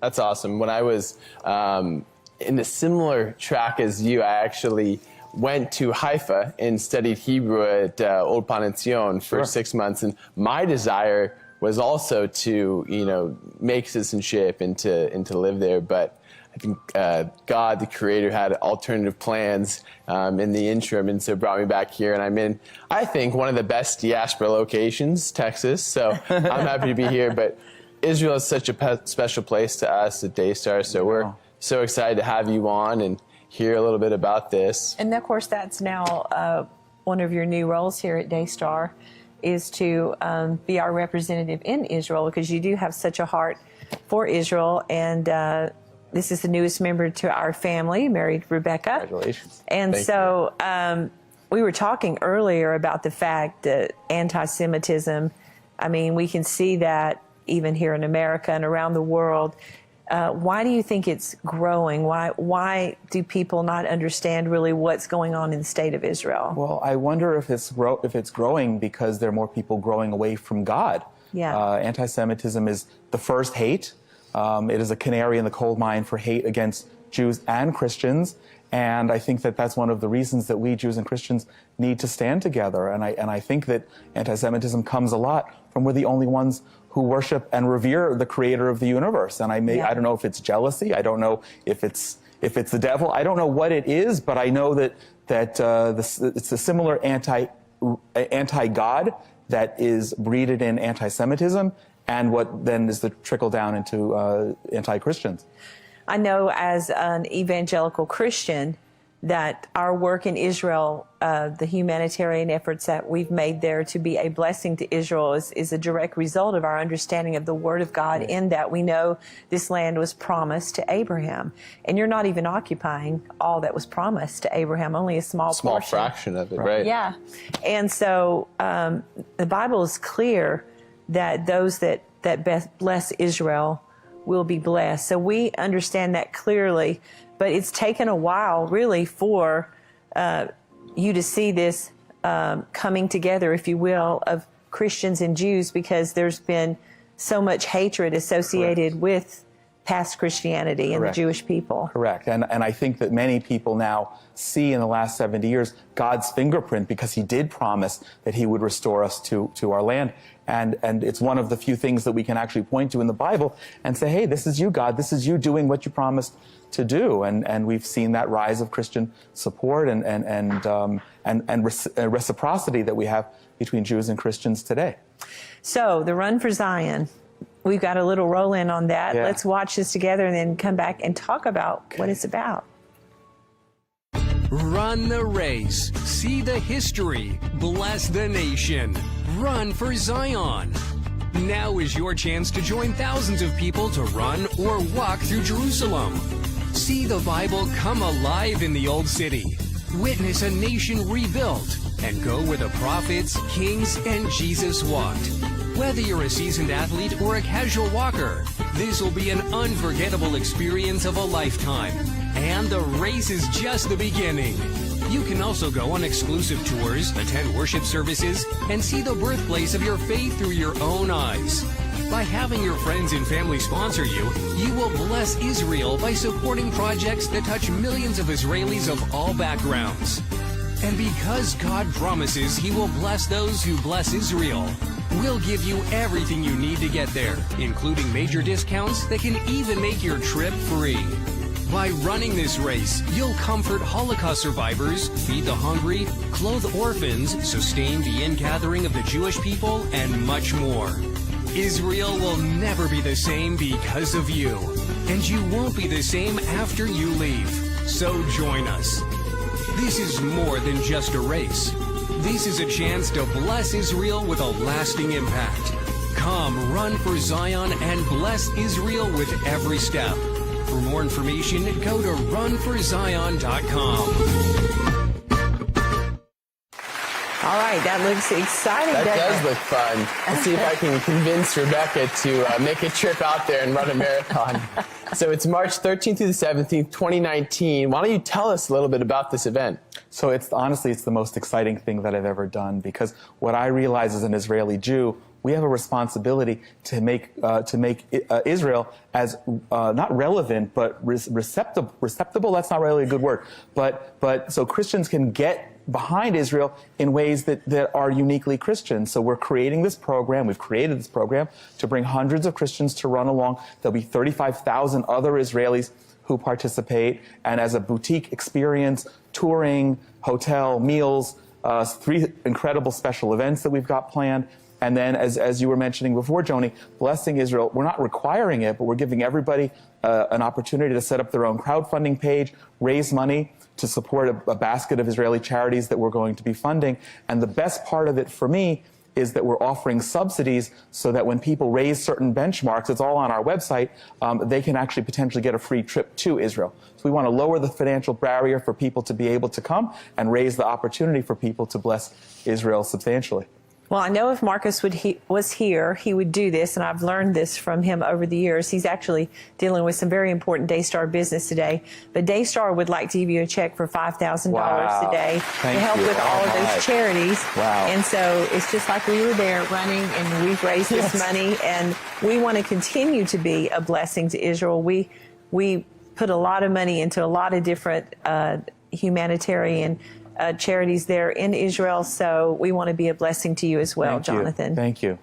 That's overwhelming. Okay, so anything else coming up after that, and what is your heart for continuing to see Christians and Jews come together, with Christians bringing their church groups, etc., to the beautiful land of Israel to study the land of the Bible? Well, it's always very important, and I know that for a Christian coming to Israel, it adds dimension to your faith, to be able to really get a lot more behind it. And that's what excites me the most, to be able to provide this boutique opportunity. It's not going to be for everybody, but if you're a Christian and if you're a runner, this is going to be the most spiritual place you're going to ever run in your life. And so I'm excited to be able to make that happen and potentially to give away hundreds of thousands of dollars of free trips. All right, could you greet our Israeli audience in Hebrew, those that are watching? Wow.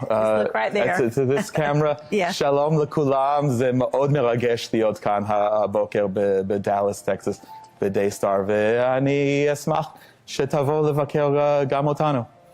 All right. What do you say, Jonathan?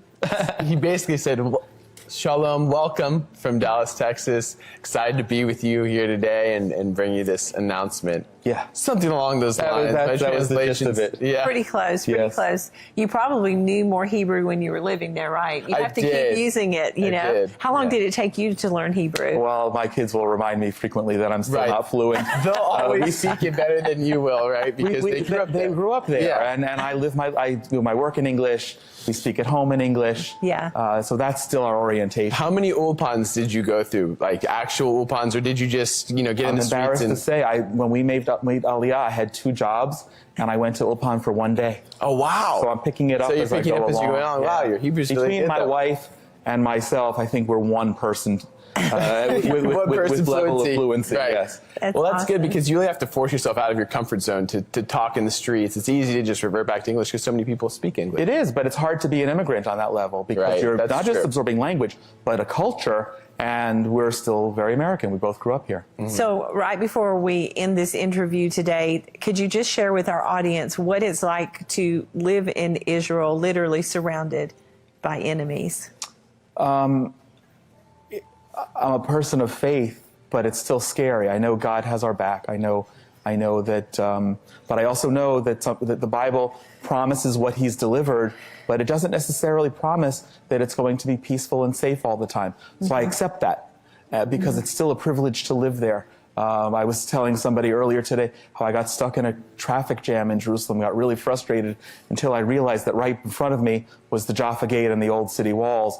And I said, no, thank you, God. I appreciate where I am, and I'll even sit here and enjoy this traffic jam and know that you just put this on my heart for a moment that I'm privileged to be back here. But yeah, it's scary, and it's scary to look at my grandson and know that in 18, 19 years he will probably go into the Israeli army and become a combat soldier like his father. And these are the challenges that come along with the blessings. Right, right. Well, thank you for being here today. It's an honor. Thank you. And we look forward to hearing good things about the race. And again, Daystar loves Israel. We support Israel. We support you. Thank you. And appreciate you being here today. Thank you, Tony. Well, you want to stay tuned because Rachel's going to join me. So thanks for watching that. I hope you understand why I wanted to share that with you. Not just Daystar, of course, being one of the biggest Christian TV networks in the world, but Marcus and Joni, what a privilege. You know, not every Orthodox Jewish guy in Israel gets to be on Marcus and Joni, much less Daystar, talking about bringing Christians to Israel to participate in the marathon. I've noticed here as we've had our guests and sitting watching that last video, it's getting really quiet. There are people finishing. We're about now 6 hours and 10 minutes into when the marathon began, and people are still coming across the finish line, and they're announcing their names and their applause, but it's less frequent, and it's a little bit not less enthusiasm, but it's a little bit less noise behind me. So we're beginning to wrap up, and there are just so many things that I would like to share. I hope you've watched this. 2 hours to watch a program like this, it takes a lot of endurance, and honestly, as much endurance probably as running a marathon. So if you've done that, I'm really grateful. I'm really, really grateful for you watching it. I hope you'll share this because our objective is to connect people. And we want sign up. Go to runforzion.com, sign up, join us. No, it's not a marathon that everyone has to run 42 kilometers. You can walk or run 5 or 10 kilometers, and this year you can do it from wherever you are at whatever pace you want. If you want to do 100 feet a day to reach 5 or 10 kilometers, you can do that. And if you want to do 2 kilometers a week, over 11 weeks, that brings you up to a half marathon. How amazing that you can participate with feet on the ground, literally every step blessing Israel. We want people to join us, and that's why we've made this free. So there's no barrier at all. We want ministries to join us. I want to give a shout out again to the other ministries that I'm going to do in a minute. I have them on a piece of paper here. But we want other ministries to join us as partners. Take this on as your program, as your way to connect with Israel until you can come here. Or even if you're coming here next week, it doesn't matter. Sign up, build a team, plan actually a virtual event, not a real event in your own community, bringing different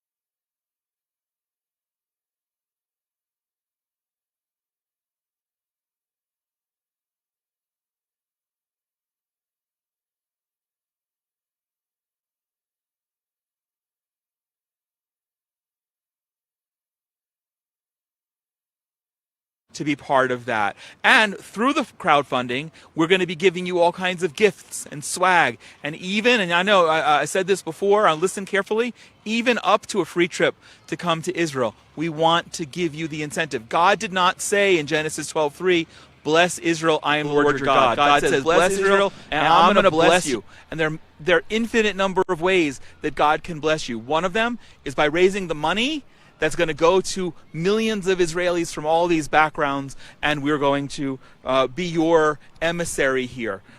Wherever you are, you can set up your own teams, you can do your own community events, and just really as I sign off, and it's almost the Shabbat, the Sabbath here, I really want to pray that not just you'll join us, but boy, that everyone who's following this, I know you want to be here.